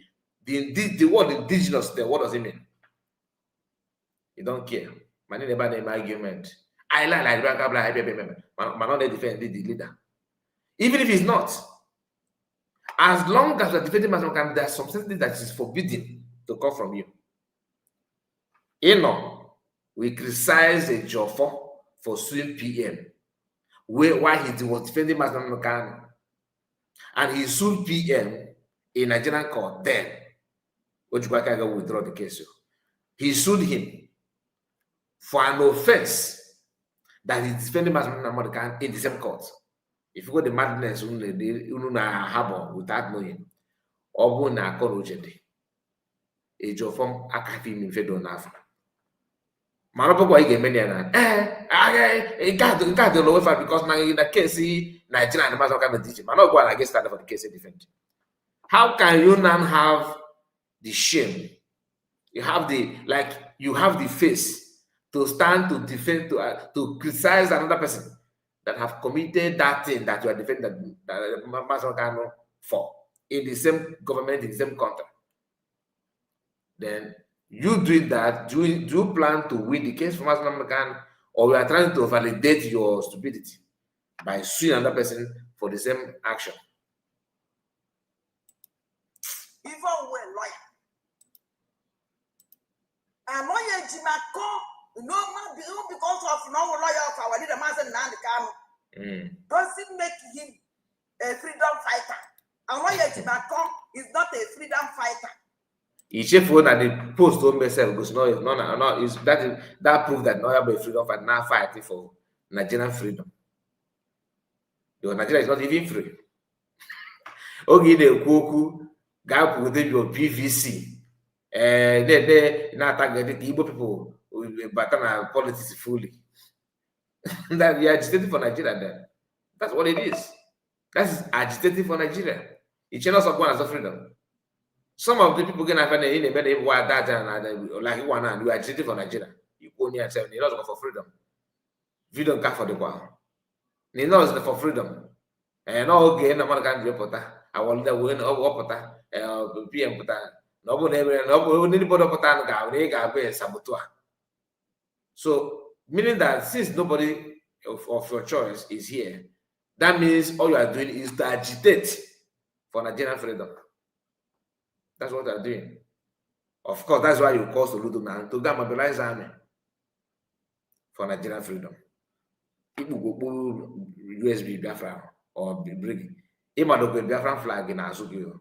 But they are calling Nigerian government to give you shield to protect you. Then why? What are you agitating for? If they can provide army to secure you, then what are you agitating for? That means if you're gonna, that's why I my friend did I suppose watching now or so. And my friend, but I may suppose him. Marina, my own notice, my own. You are doing more harm than good. Again. Don't assure the way I am and don't assure the way I am. What do you want to know? Because more you phone your chicken, a freedom fighter, a freedom fighter. I just cannot join you to Rome almost. Oh, no, not a lawyer. I want a massive now the camera. Oh, Mamos, oh, my Kemogasin. Because go about so Mogini Bono Mamos. You are insulting your children. Don't you know that you are actually attacking your children by saying that? Oh, Mamos. Why you get most more? Why come up one kind of Mamos? Iboy Amos. And don't want to go Mamos. So don't bring them on social media. Let's just I don't like to talk about your family. And I want that, like I told you, stop talking about my own family. It no kwaya wo kokosa. Mana go ipata na bomba do omo. Nwa ya mos kana bomba amos. So ibamos check is to know no working na name a wine na boha na gwanda mos. So obo ni mo omo. If I enough. Oya kineko. Na kwe get. We will like Maneko, you be what he koyaka. Instead, I focus me for an ene. Happen for Kabasamba, focus on Kabasama. Then I got this rubbish. It's all Kawaya Jimaka, but it could be the come of Fifis now here. Edward can they to vote. You know, about this. What of your criminal madam? Oh no! Let me bring you up. I'm when we keep go. Although you have man, you're not a complete man. Of course, I'm half man because I cannot get close to you. I might not Obieze but man now. Now to the boss, I do. In the poor guy, I'm half for the year. Also, if you not bad. Let me bring you out. But I have my your program, my platform. But I'm like, it born the consequences. I don't go in the world. I don't have anything against anybody. I don't go. Man, do the name Atamos. You are running away from my because my voice can irritate. You know, you may be keep on the kitchen on your platform. Yeah,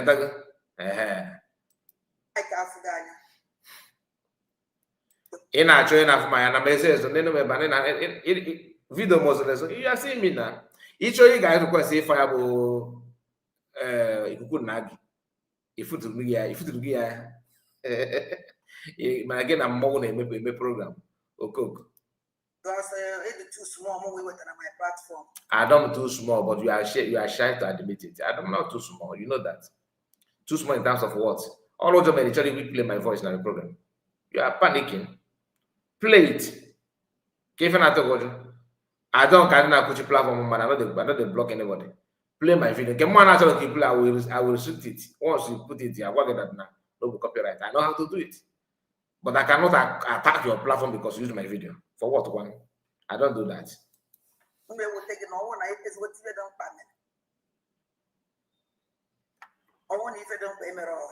reason why I'm my platform afro.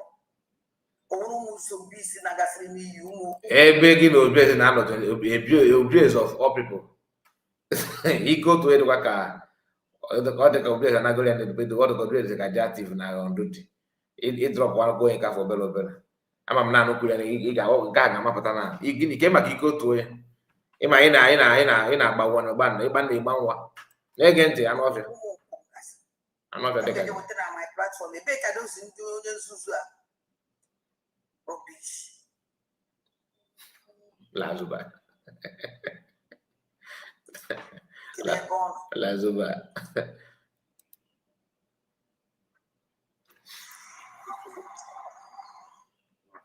Yes, so if I Chimeze tell them to like the video, my brother, they don't want to like the video.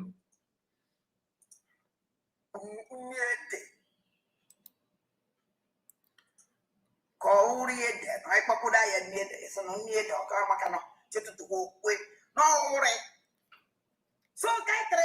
let me tell you something. If you don't know your job, let me tell you that you don't know your job because if you're not bomb ready.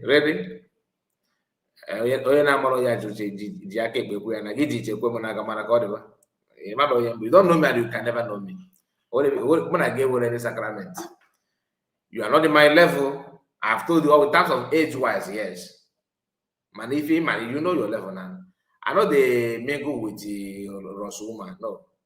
And I don't my God, baby, it's not my album. You cannot like me because I don't deal with that. You can't like me now. I got why baby. For me, you are God why baby. My God, and imagine my God and a chihuahua. Then I aki jadopons, aki kiri. Then no back again, they go. There's no why I am most now. Omena in your back. In a book. Most of that better on the gadget. Every time you collect that television, on us and a gadget, you can get and devil and dead. Also, not at that gadget, or you get a go yet television, but I enter and you go. Oh, you're going to laptop, after the phone, you're going to laptop. Oh, you're going to phone after the phone, you're going to phone. See you see the Google on our power. It's a Kangwaka case where a Marco may go with other people. And just the Yamaka is the other which you are confirmed. In our so nobody is paying anybody here.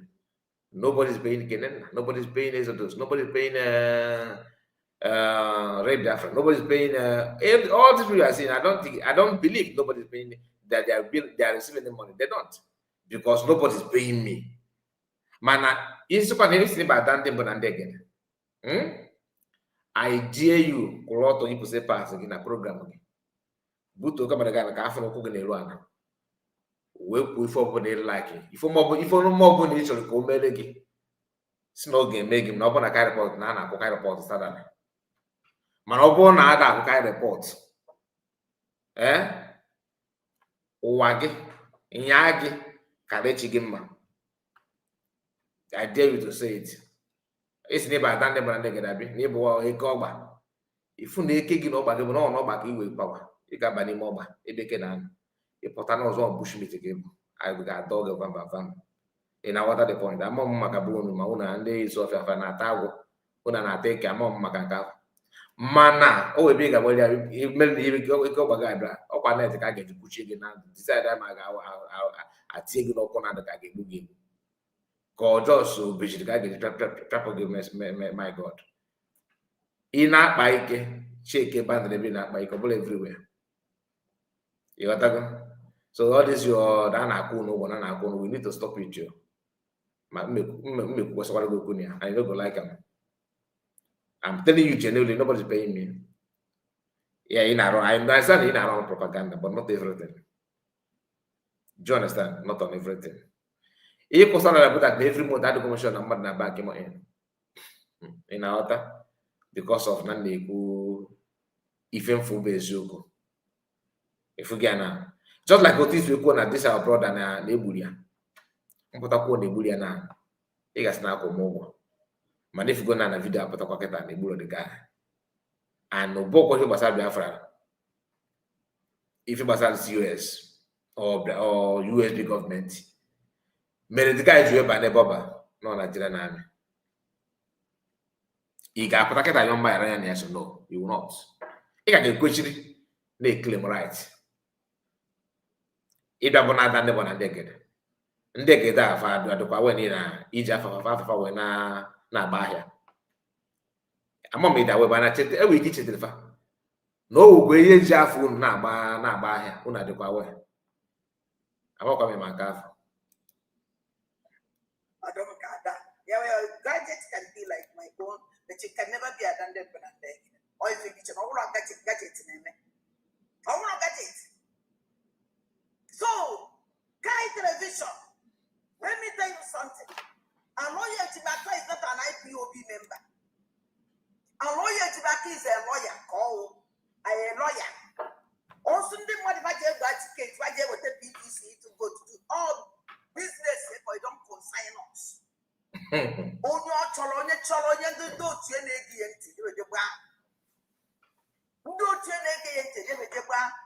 but one of you needs everything.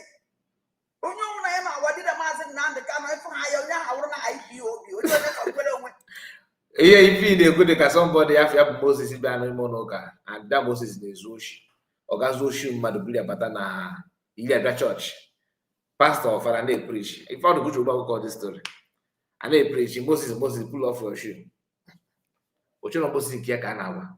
Your shoes Zoshi. And you got again. If you now know we are not banning in a bucket simply because now in a EU an agitator for progress of Nigeria. That's what you are doing. And you know. Open up like if you get so that Bob one work is so na Anambra State. You have to get a good damn you. Or if you could not, I have played it here. So and that video, God get so you can expect that most video get disappear. On an archive. And it's not something that you can remove easily. I'm just telling you. You got a Finland. You came out and defended it for some time. You requested to go to Trump's inauguration. That request did not, nobody paid attention because we want to get the borrow the guy gone from him. Sometimes it that make a magnificent address here. No, if I know what I can draw me if I can you give that access in Trump's inauguration. Open them you want put you should not eat tombo those days natural actually again I got the possible it doctor standard. It got that kind of event. Oh, can because na some mon sabo ebi na eme ka ifa kuye wogi na onwa gwoke ka fa bata na fa bozele ndị na afọ unu bụrụ ndị na afọ maka Biafra Liberation Army ka ibu be ga na agụ gị na agụ chifu na ife afọ ịba na ma one ma ndị because DPM is working based on experience, out of experience. Obule notice she's not learning on duty. She's not because he can be successful. But someone they learn on duty. This is somebody that worked with the DPM, that worked with the PM rather, that have seen it all. Off we go level of sabotage. Emma, sabotage in Canada, Pachapon, Naya, Blue Banaka, when I sabotage. In a few that sabotage. She have witnessed that while working with the PM. So, this is what Hanoko Ibeli Begoma. Oh, my God, okay, and then your problem started from there. You need to know a guy because the man okay, the man on your level. Is if you're a nigga, you can do and don't do. Sanakbarawa planned it, he failed. He budget chalk or madam. He budget chalk, so Ghana now. The whole Biafra and people in an age, and I have book Biafra. Fight on one way, but I'm messing with the member. Biafra, I carry only, I want to TVC. What if they got that in a is a lie? Because I'm going to fly where they force a fly, and I carry on up. But I'm going to go to flying with a taxi on our sponsor. Get out for the party. I'm not. Get out for the party. Get for the party. You screaming out with a party. Get out for the party. Oh, no, they when I sponsor that pop, not. They say no, you share. Get out for the party. Make sure they then. How about that? Kids with people on Snake, no 3,000 people. Gather recruitment. Bring one family from that 3,000. You can't. Maybe I win a platform. Maybe a good family that goes to wedding. One of and then born and then we get disconnected. Fanta disconnected. Why you blue battery? You can't. You know that now. Oh, now I don't know what to for. But I know that you go oh no, yes, you're walking. Oh, now I don't know if I don't go to go for any. But victim. You are watching very dark man. Or meet the person, the main interview. Enough, one-on-one. All if I hide. Over 3,000. Okay, Kiko. Ojo 3,000 people. Oto aka United gets reporter na. Oh no, yana no, no kiss of fire. Na true. Biafra na. Ogafus ndị na-eme ife ọ no army with moto bus island. Kafana and the Biafra which na kwalia. Even gentle, bukwa no na front line. Pota ko na kwa na ya from the department of benefit and nepos. Somebody zone as camera. Zone as keyboard. They push negativity. You go in the kuna either defend the why mama defend the joke. Why won't I defend the truth? Or can defend was an ask I bomb is bomb I'm off here. And the one who go them with the program. Oh no, Let me tell you something. We don't have to do that now. All right, you don't have a leader. Inside. You will salute a leader. You called him to help to recruit army for you now. Opposite leader. Okay, you know what? I can play, but for sake of something I want to defend. Genti, okay, you want a leader. Who is what? Then what do you call this? You did here. What do you call this? He didn't prepare the way to protect the region of Anambra. A one with terrorism, go to the way. Konya, one Anambra with terrorism. A man who will coward. On a was a little. Because now, another message that we defend Anambra. No. Or was the election? I'm gonna know that is something is not because of the election. Negative. Again, and go. Now, every time gets all the people, another people will start again. Another people will start again. So, Muanaba, Unine. If you people, when they send this message. So I'm sorry that the voice is not all that loud. Please pay attention. Ojo Hera send this to Ludo message. Eba come make a choice finally. Negative. I don't like Soludo. I don't support Soludo. Forget about the same thing with the name comment. Udene na why you as a local Ghana government has get us Soludo another begin down the Gawa. But I know on a buy, he can on France. So if you didn't make him, what if a teacher? See, again, damn it. Now, again, I don't like Soludo. The work is so far one day again, I like it to go again us. But I can never. No one do not demand no now. Make me. I know me be Jigawa one. A man from Jigawa, Upper Jigawa, a pure Fulani man, a Pilonani. The man on the go here, we go now, one north, no Anambra. unu agakwana gatụ vote na ndị nwe obodo si na fachọ ka atụ vote. In again now, just like let's say that you are now in you need on Iran. Okay, now when the people buy on Iran, ebe na atom ngwa na. Ipotasios the grand ndị Igbo nọ n'Iran. Biko unu apụtakwana n'use unu na-give a protest. If I stay away from if na-eme after saying those things. You are actually you pass the message to your people. Your people alone know in Iran. You could share just that's all. Why affairs as offense? Why you get that to Yakona na abajigawa? Why you get that kind of thing? You are agitating because people could have done in favor to your team, and you claim you are fighting for Biafra. That's why I played that clip where she said that she would turn to sabotage. I don't know why some people don't want to understand this thing. But those of you who pretend that you don't understand it, or maybe you will do, you are actually as bad as her. That is what it is. That's why when I called her Obieze a wife, I know why I said so. Obieze, I got the now girlfriend. Just I know why you okay yela go to we not just in a she take away the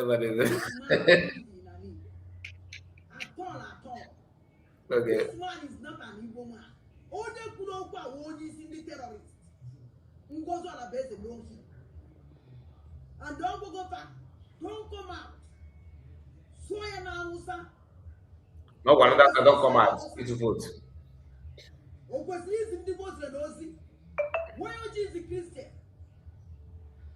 Swear na Hausa because they have. No kwesịrị izi ndị Muslim ozi. Ọ bụ those when the Christian. Oh, you see, who are you to message? Those going to be fan on the north, na east to. On a trees here. All this, I'm not here for this. I just want to know that the same woman who was begging Soludo, ya kwatokwe, ya kwatandam, no one on them, ya got a coup to quick. If I get to wipe Igbo out, to take over Anambra State. Ngozi Obieze chọrọ isi na Anambra wee kọnkawa. I smile. But the message out on Kono call to ever send the element Soludo. Many can this message man also Soludo, let me tell you something. You claim to be governor of Anambra State. We are looking for Biafra Abiabe. I because of Biafra Abiabe. Bazeleba also, or condemn with sending on a buy. No Biafra now. Nobody is not a natural Biafra. I want to imagine now the can over to Obieze. Or one of us know that they did in Biafra now. Nobody. Absolutely nobody. For now, and I can well and he won't the more so. And there and I, right from the beginning. And he won't the more cannot under Nigeria. Or not be under Biafra because of Biafra Abiabe. Ezio could them be until the Biafra Abia, until the Motonia de Biafra. We want to protect our land. Now can terrorists.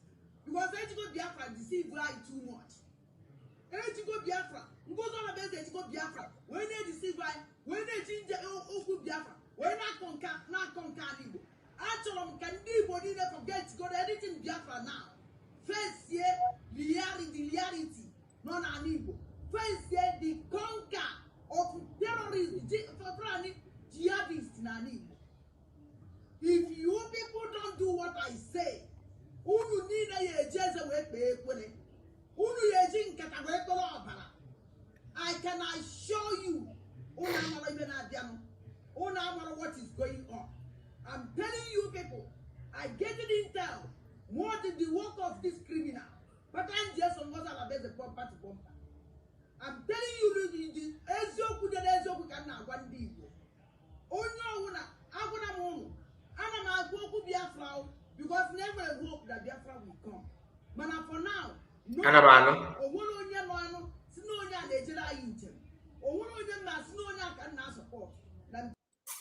Just shut up your mouth, liar. Please, if you have not liked this video, you are not doing us any favor. We have only 73 people that have liked the video, and we have spent 2 hours. Please like the video. All right. If you have not, if you are watching using your phone, okay, and you don't know, you are not seeing like option, like that button for you to click on like. There's a 3 dots at top corner of your right hand side. Tap it. You now see a dialog box that will display. Then you just tap it like, okay. We need that kind of thing because that's the only way to prove to the owner of the platform that this video is worth recommending for other people to watch and understand what we are saying. Okay, please do that. Very, very important. Let's go back to the video. Okay, now let's continue. Sorry about that. And that means I have missed I have to drag it to know the location. No. Ekpọrọ ha gbaa n'ọfịs ha na-achị ọchị uwe kwa soludo in and yo eka ndị Hausa esi paaki ya trela mmadụ mana ya mmakpọ your program bela na Biafra ebe ọsị ya wo obodo ọsị ya so onye Igbo ọsị ya wo one Nigeria another country than your own country ebe isi na iwe leader ya na-ele gị protest.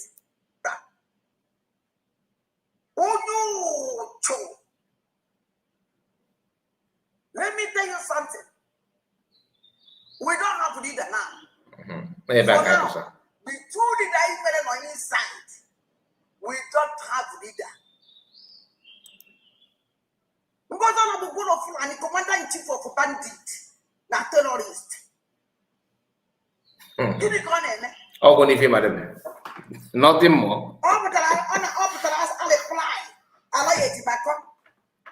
Only way you went. Nigeria would be on a port. Now, back, let me protest to the leader of the mountain and the camera. Why would you get to see us about the pan on my territory? Thai television. Ngo zolo bugolo fulani na me playa lawyer to come up lawyer go you.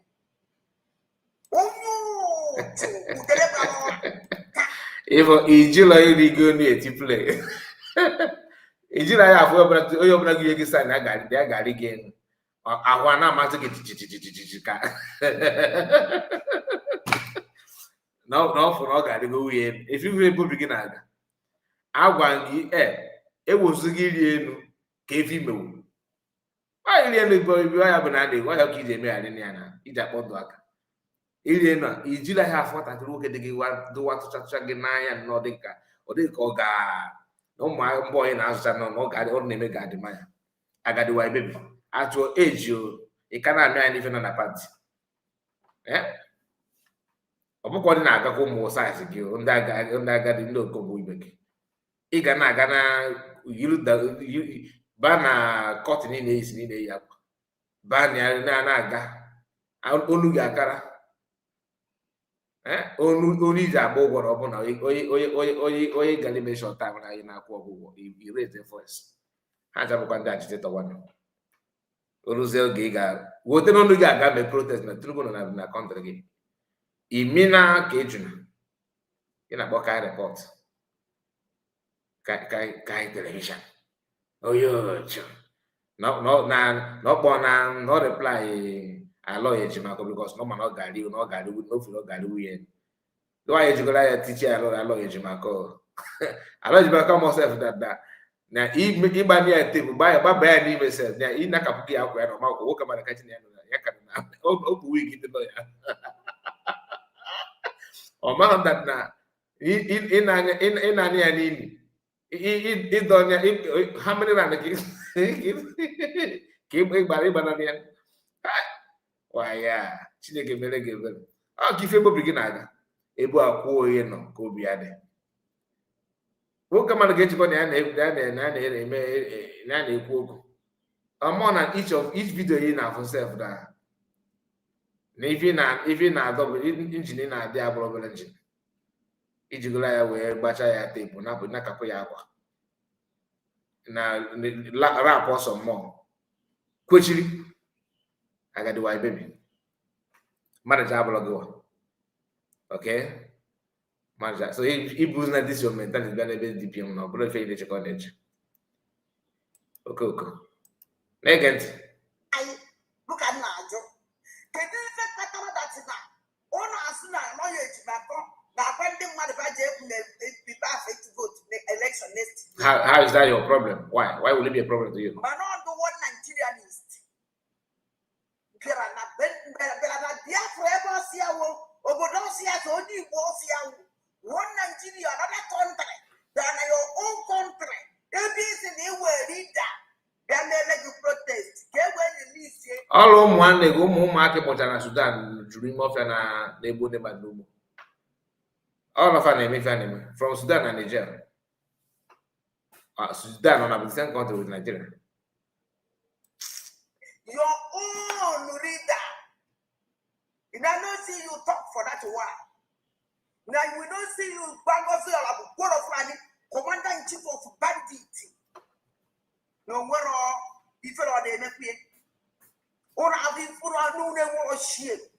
All this alamajiri papi alajura social media. So this is going to social media. And one can we be the name? Bob Dama go there. Obatobia too. So let Alpha. She will also. Because why ni talk on Alpha? Why did you kind of this no if and go to look Alpha? It's a midbo adajan. Ibo ke adagene kina bodo is never adande bonandegene. Iwula agrema dan de bonande wul to ni afa. Oh, itu ya for that ga loud. It's no go abaka jibo one. You need why is this day why fulani? Harema to abaka to go buze ya obife ga eturu ga afa. Okoko na male go sibido. A matter of you need to be a confused woman being. because let me tell you something. Even if we separate from Nigeria today, I never will come on boundary. Sudan and Nigeria will come on boundary. I don't think it's a cable country. Why? I never make a business. No. You can't throw them. You can. You make a business.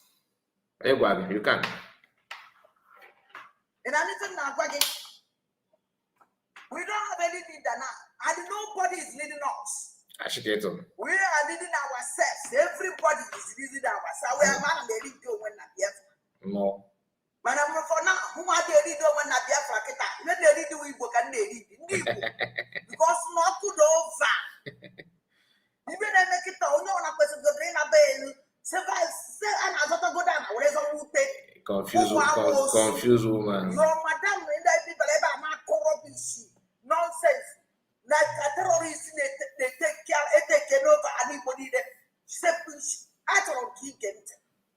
I get again. I am good. I get. This Sudan, Bruno. Oh, my came from Sudan, paid by France. It was the name. Because the way you keep this idiot. Yeah, I share this one. Yeah, I have a made program. But I don't keep getting it. Because when you enjoy, you want that. I'm going on internet, just pay attention to the blackboard. Or talk so much. Obieze is locked down. Since I'm locked down, I see no movement. Get can be outside and sit back here, trail up one, make back every day. Now,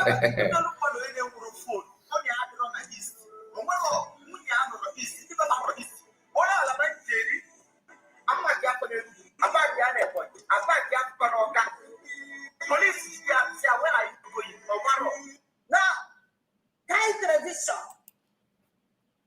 In the river, even this our brother. Even your madam, they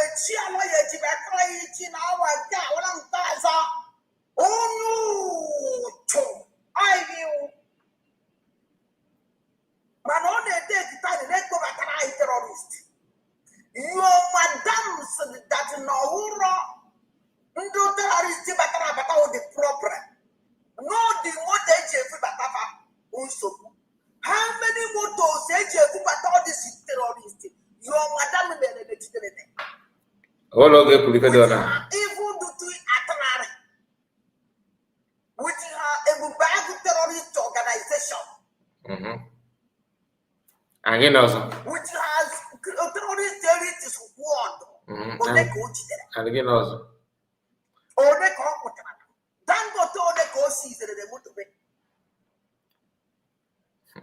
Why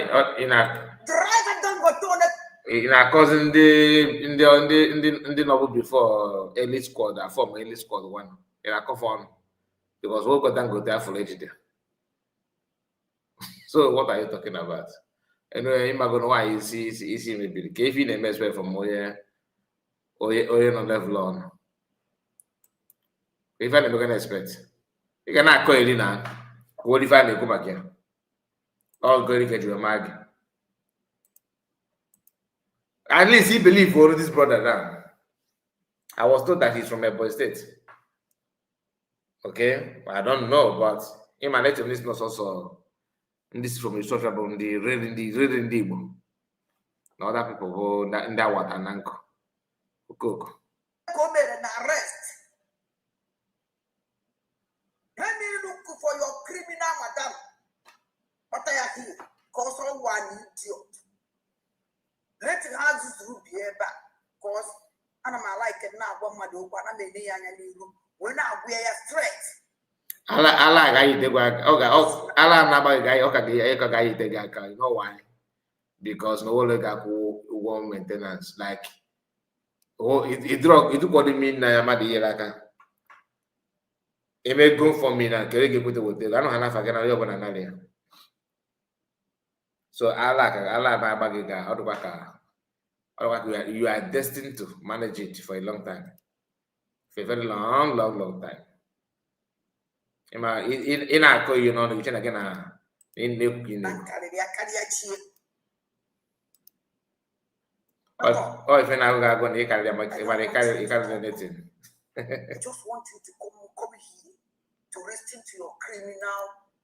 Some people people to the social media, and they are on the sitting at the back of fear. In our soul. This bitterness, like I said, okay, got last. And the funny part is that you're actually helping making it to last more.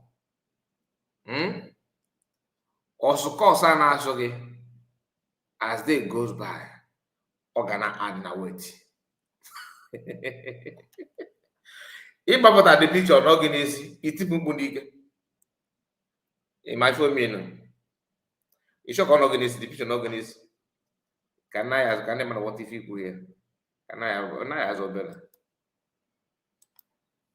Let it have this room here back. Because and I'm like it now. One my dog, and I'm in the room. When I wear a threat.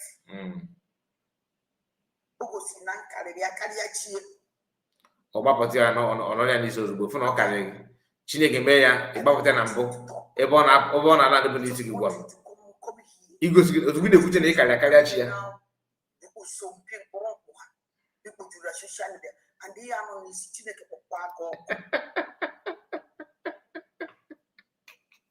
ekpere ka ikpe mana azara ya aza Chineke kpọọ ya ọgụ Chineke esi ofufe afa kpọọ ka ọ ga-ebido kpọọ ọgụdị gị na agwa ọjọọ gị ọkụ na ndị ji azụ shoulder gị wee dabuchi fakọ na isi ofe ka na-eche ka iwere ka iwe ikpọ compensation ikubekọ so nke ma ọ gị na-ekwu Chineke kpọọ gị mana iwe the right ndị mejọ karịa asịsị gị nọ na-apụta per day is enough Chineke turn back on your prayer ịmakwa na nke afọ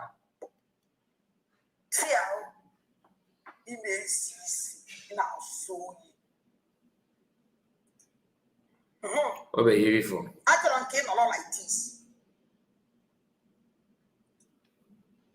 Now, Kai television, your madam, your terrorist madam, Kanajo, or no reason this our brother, or no one on it. Oh, no man on it. Imagine who the worst to a president ever been at the whole world. Give it your comment. Oh, from Jigawa, oh, Jigawana. Oh, Jigawa woman. Oh, Rabo Goro Fulani. Oh, Harimatu Abubakar. Imagine before, right? Yes, you are still expecting her to come and save you. Come on, I'm idiot, you know. Mama, you forget about the many idiots. You in your program with your always guy. Ono anagba mmanụ ka ọnụ gị na ọnụ gị na ọnụ nsị ma mọkọzi m nke kacha bụrụ bụzeli ike ezi na ọnụ gị anagba mmanụ sọka wee mmadụ gị ka iji wee kwuo n'ọya ejigawa n'ọya ogbonigwe n'ọbịara igbo ana igbo na ọ na-eme nke a ọ na-ịmacha ịjikọ ka ọkụrụ nọ na-emefe a niile yet she need to say something to save you. I cannot achọkwa ebe idiot. You cannot achọ ebe idiot. A president na mu ifeni ne Lasuba in Akanai. Christian, this our brother. They go so no kenti make program on Bosia. Adam pro Hanova, no mania. Adam pro Hanoma ka no mania. Omo ke na asibo nothing. Akutaka on peace. Eman ife buzo people ada ada ndị bụ na ndị egede ịbụ ndị mbụ so ịma ife mere na mbụ ịbụkwa ndị egede itizuru etizu ịmakwa everything iwe kọntaktị ị na-emechi mmadụ ife ya onye afọ ekweta na ọ na-eme ịma dati ma nke tọrọ dati ịmacha all those things ịmakwa na onye afọ Fulani na ojiga woman na onye ogbonigwe na ọrabụ Fulani ọrabụ goro Fulani yet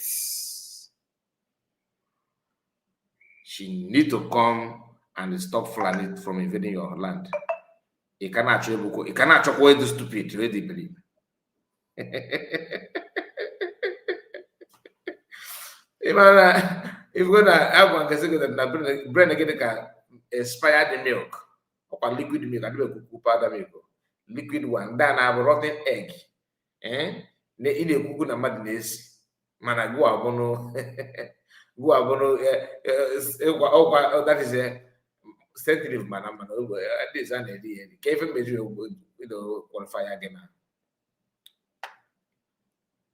We will message the girl. Well. Now it's not clear why. Work again. Well, because woke up and show what somebody did. Imagono. A noble woman came back with that. So if you make why would you keep you for him? What the first one? If it doesn't in the advance gig you for where? Can he create a problem? A1. Noise making, A1. Lack of understanding, A1. Instigator of violence, A1. Whatever can I pass the exam again? Oh. Everybody keep quiet. But okay, so this kind of television and go to that quick rubbish television and go to it. We will Capon on the because not allow you to make up the opinion. Yes, or don't allow you to make is in Nigeria. Allow you to make please, do you know who is Queen Capon? Who is the Queen Capon? I don't know the person. Queen Capon. Or on a social media. Anyway, I like it. It's a Queen Capon. It's not Queen Capon. Who is that? Queen Capon. I don't know the person. I don't know. Anyway, let's continue. Freedom fighter. I didn't know that Biafra and the Academy Nigerian money, Nigeria and Nigerian police, everything Nigeria cannot have it. You know, too. If you ever no one passenger to do there are number. Yana Shetima, the father of terrorists. There are number. I swear by Soludo in and your criminal armies doesn't stop that. Your criminal armies, so they have the security ever vacation don't want to protect us on from Amosu, Eco security. Because they are settled. All of you criminals if we will not are it. All I say settle on our problem. They are the step. Everything we got for my Sarudo say settle. All criminal forces if we are it. This is Jotana Pakayama who some people there. I will not put in the boy and a man on puto. You don't have a man on potato. You do gonna come for focus at dinner. You catch a little pause. A more about potato, okay. You got done many features, you put the men. Ka you look at what guys also is aja. In a report, I'm a local, I'm a local. Imo right? At least I'm a connect to people. I'm a moku. What do I came? You are right. I'm a moku. Yeah, more that joke. And then they look for people trouble. Go on my zoku. When I did that dog will naga. Came a car, okay. Nwa gị nwoke na-agba Ogechukwu. Ama m na emegosi ka esi okwu na nke a sị na ọ tara ya n'ime ife ọbụla owere ife omewu.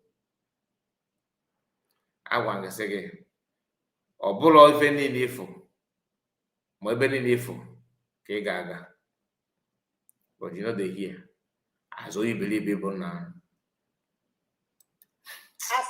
This is one I want to take. Ibo ọrụ na mapam okuela ọrụ ka ekpo isi ekpo gbapụtara ekpogharị ọbịa nwa nwoke ọma nwaanyị ka o ji awụ ikwe na ibie onye ụtụ ọibụrụ niile ụmụ amoosu kind television mpotede. Let me tell you something. Our leader has not organized because for anything.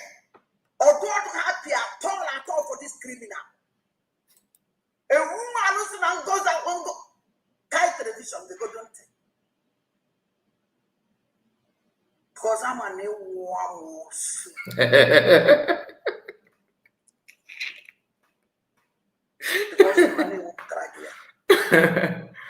Okay, vamos.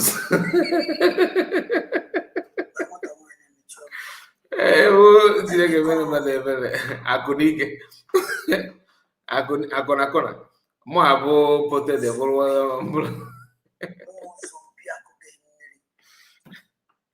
agwa nga say that imali if wo be if for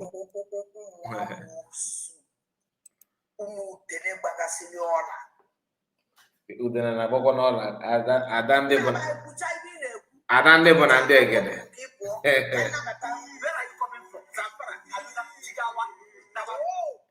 When the Advocacy, Samsara, who got all of the world of Fulani, Nabai, Padani, Purketa.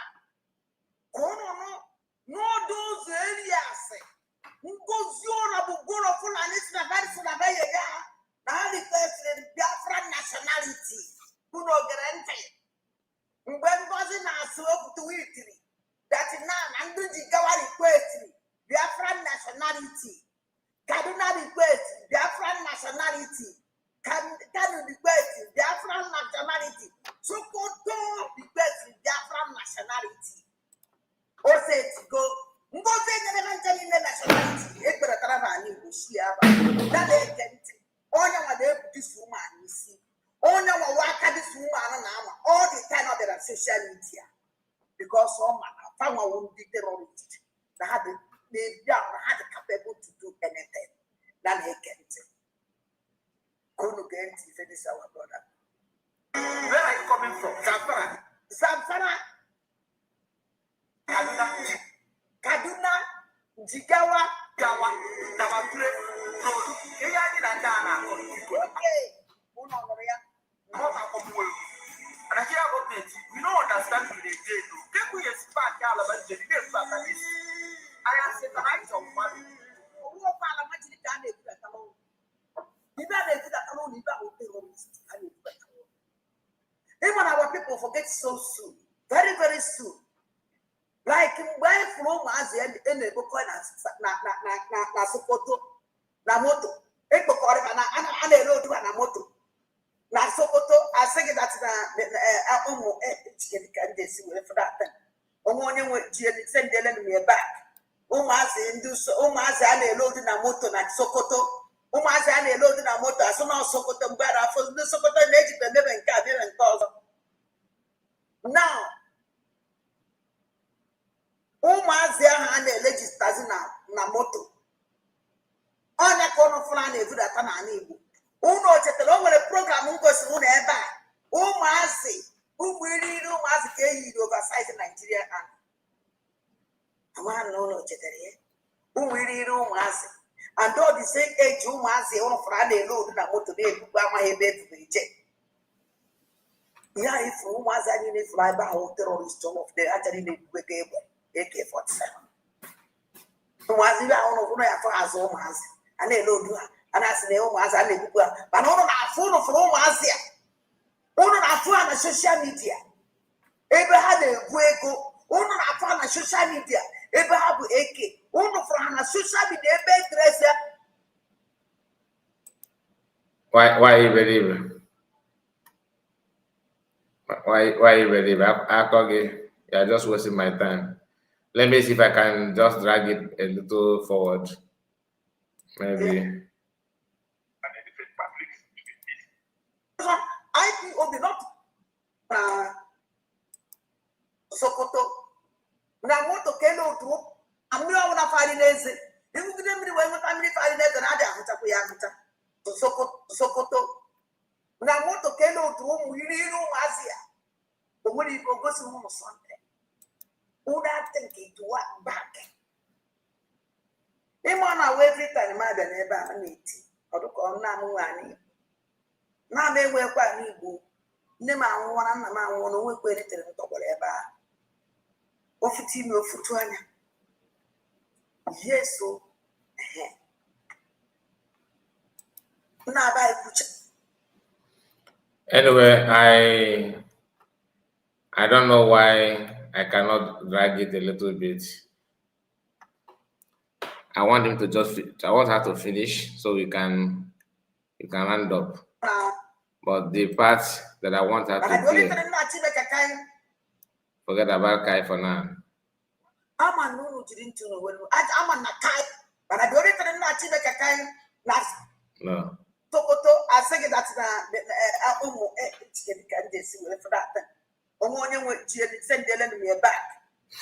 I think this I cannot skip this part because if I do, I will miss something. So just wait, okay? Just wait.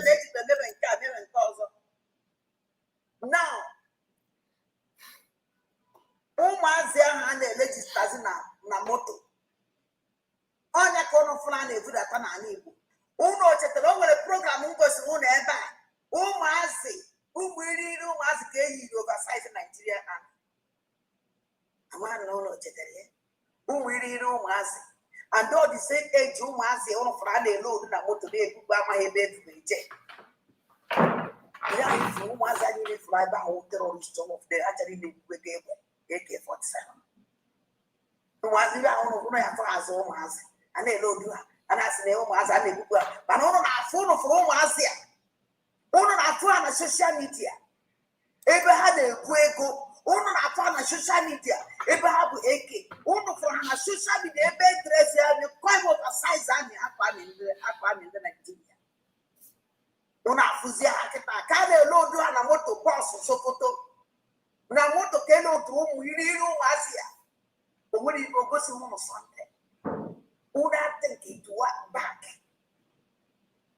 Ịma na we every time ma bịa n'ebe a na-eti ọdụkọ nna m nwanyị na m enwekwa n'Igbo nne m anwụọra nna m anwụọ na onwe kwere tere ntọgbọrọ ebe a ofutu ime ofutu anya.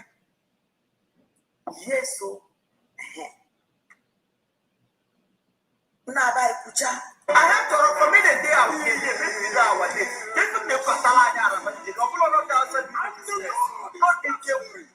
Uchu no the piao. O ko ya piao se ba ra bo be mmadụ na phone. Na akọkwa mmadụ mma.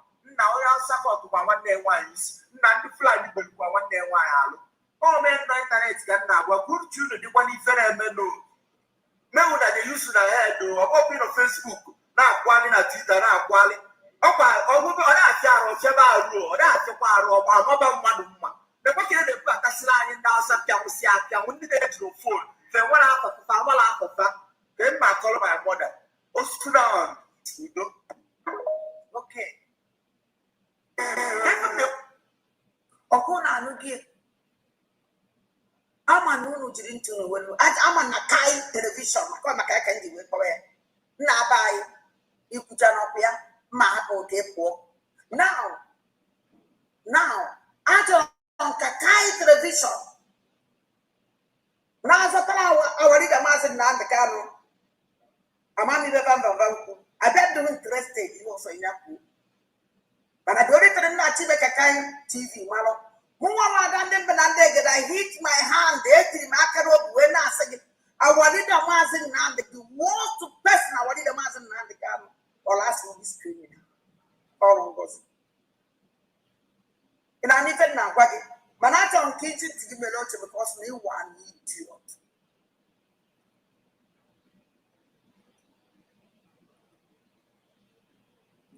ebe ị mara ife ịdọla arụ na ị mara about this video vidio were arụ na ị nọ ọdị ya na ntị n'ofe ya n'anya and ịnụlọ bụ ya criminal madam kwuru okwu a against you our spring leader maazị Nnamdị Kanụ ịnụlọ bụ ya criminal terrorist madam kwuru dis okwu against our leader maazị Nnamdị Kanụ achọrọ nke ige ya because unu niile ga-alụ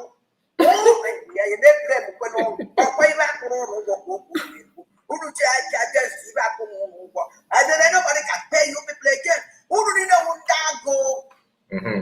agụ oifu unu niile wụ ụmụ amụsụ agụwaghị anya ụmụ anya onye ka unu ji arụ agụụ ego Nigerian gọọmenti bupụtara ego nsogbu atụrụ but let me tell you something o nwere mmiri na-afa n'eze amara m ịmara ide na o nwere mmiri na-afa n'eze amara na ịnwetara ụdị mmiri ahụ ọ bụrụ na ịnwetabeghị ya ka nna-achị gwa gị mmiri ahụ ka ịṅụ adị mmiri ahụ fakọsịala unu niile n'eze but let me tell you something unu ahịa ahụchafụ nwunye mba nke a na mmiri ọbụla farị n'eze ịṅụgide mmiri nwaanyị akọ na-ada esu mmadụ aka na tebụl amamiwa ide a ife gị abụ nwaanyị akọ na amaghị isu maka na tebụl bụ na ejiri ọmụgwọ ụgwọ ị na-aghọta and I don't know you, you don't know me.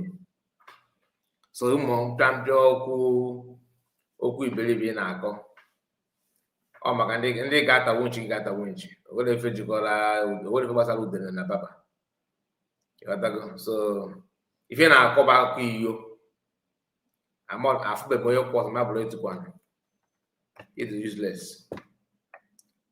ịpụta na-ekwu ife mmadụ kwu maka walida gịwa na-egwu between gị na DPM ma ife mmụọ kedu onye PM kpọpụtago kpọọ ọnụ ya bụ sabotua ịsawu ajụjụ a ịmana ịbada ndị mbụtụrụ if you can answer it genuinely ịmana ịbada ndị so ị na-akọ ife ị na-akọ ka na-akọ ife na-agbaka moto ngwa gị na afụtabeghị m onye kwụ ọtọ ọ bụrụkwa nọ n'ala gaa sit down nwambanshi magodo dị ka gị gị bụ nwaanyị akọna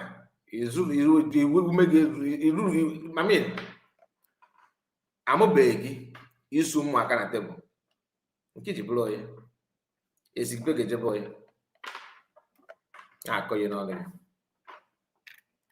ọ bụrụ na ịma ife mana I don't blame you. I don't blame you. Ofeke bata na freedom movement. Ofeke ọjọọ. Anyway, I am not gonna waste my time listening to this annoying. No, we'll go for more now. You can't even remember what you said. Can I be if you mad you need the person? Or can't call you for a DPM kuleba? If I caught like Kuchegedia. Because you are an evil woman and evil we shall be. ị na-ekwu okwu mmiri famadi n'eze ịma imepe ọ na-ekwu ife na-amakọwa na-atụ inu karị gị not only na mmiri fa gị n'eze ọ fara gị fa ma ife iju gị na ji wee kwụrụ achọrọ m ịga dipa mana I'm just telling you mmiri afọ ị na-ekwu na ọfa n'eze ọfa bụ gị n'eze ma fa kwa gị na chi gị n'ụwa gị ịma ife bụ chi n'ụwa anọghị gị na ịmara ya ofeke ike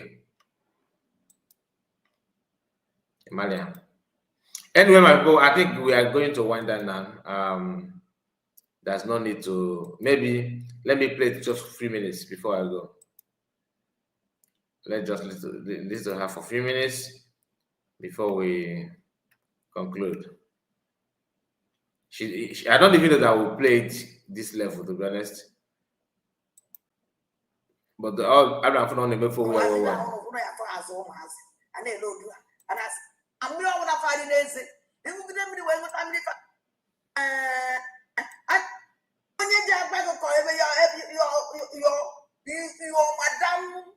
madam belong to. Your madam Naya and that for Madame Gananya.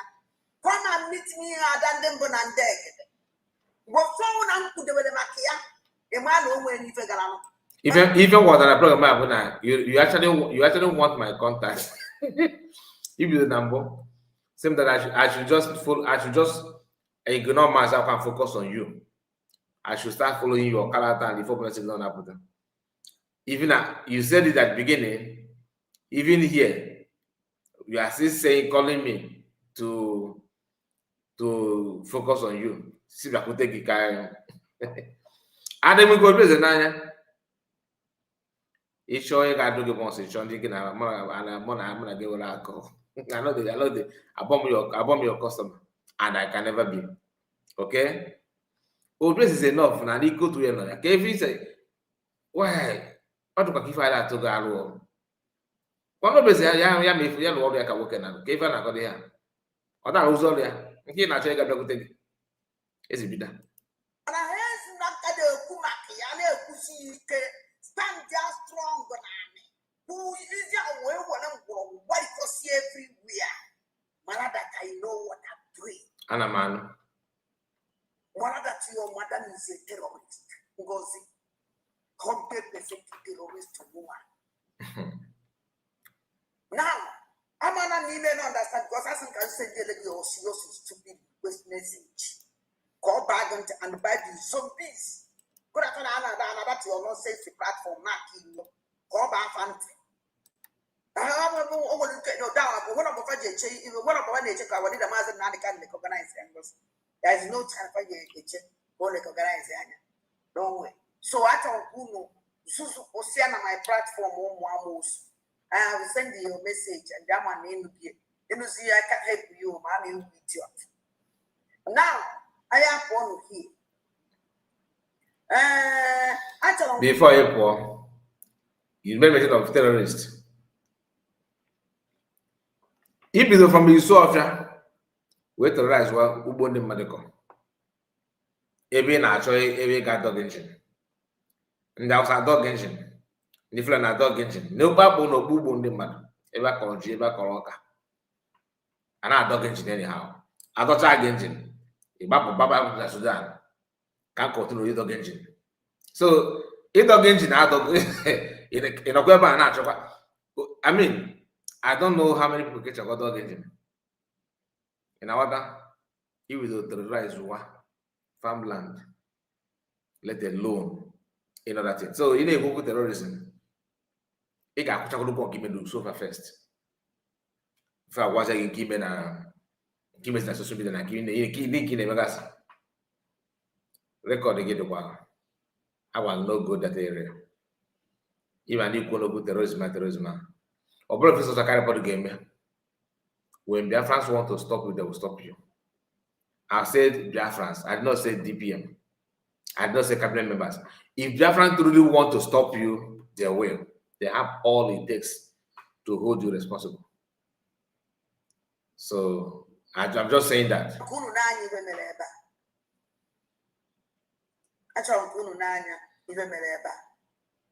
Can I finish what you got before?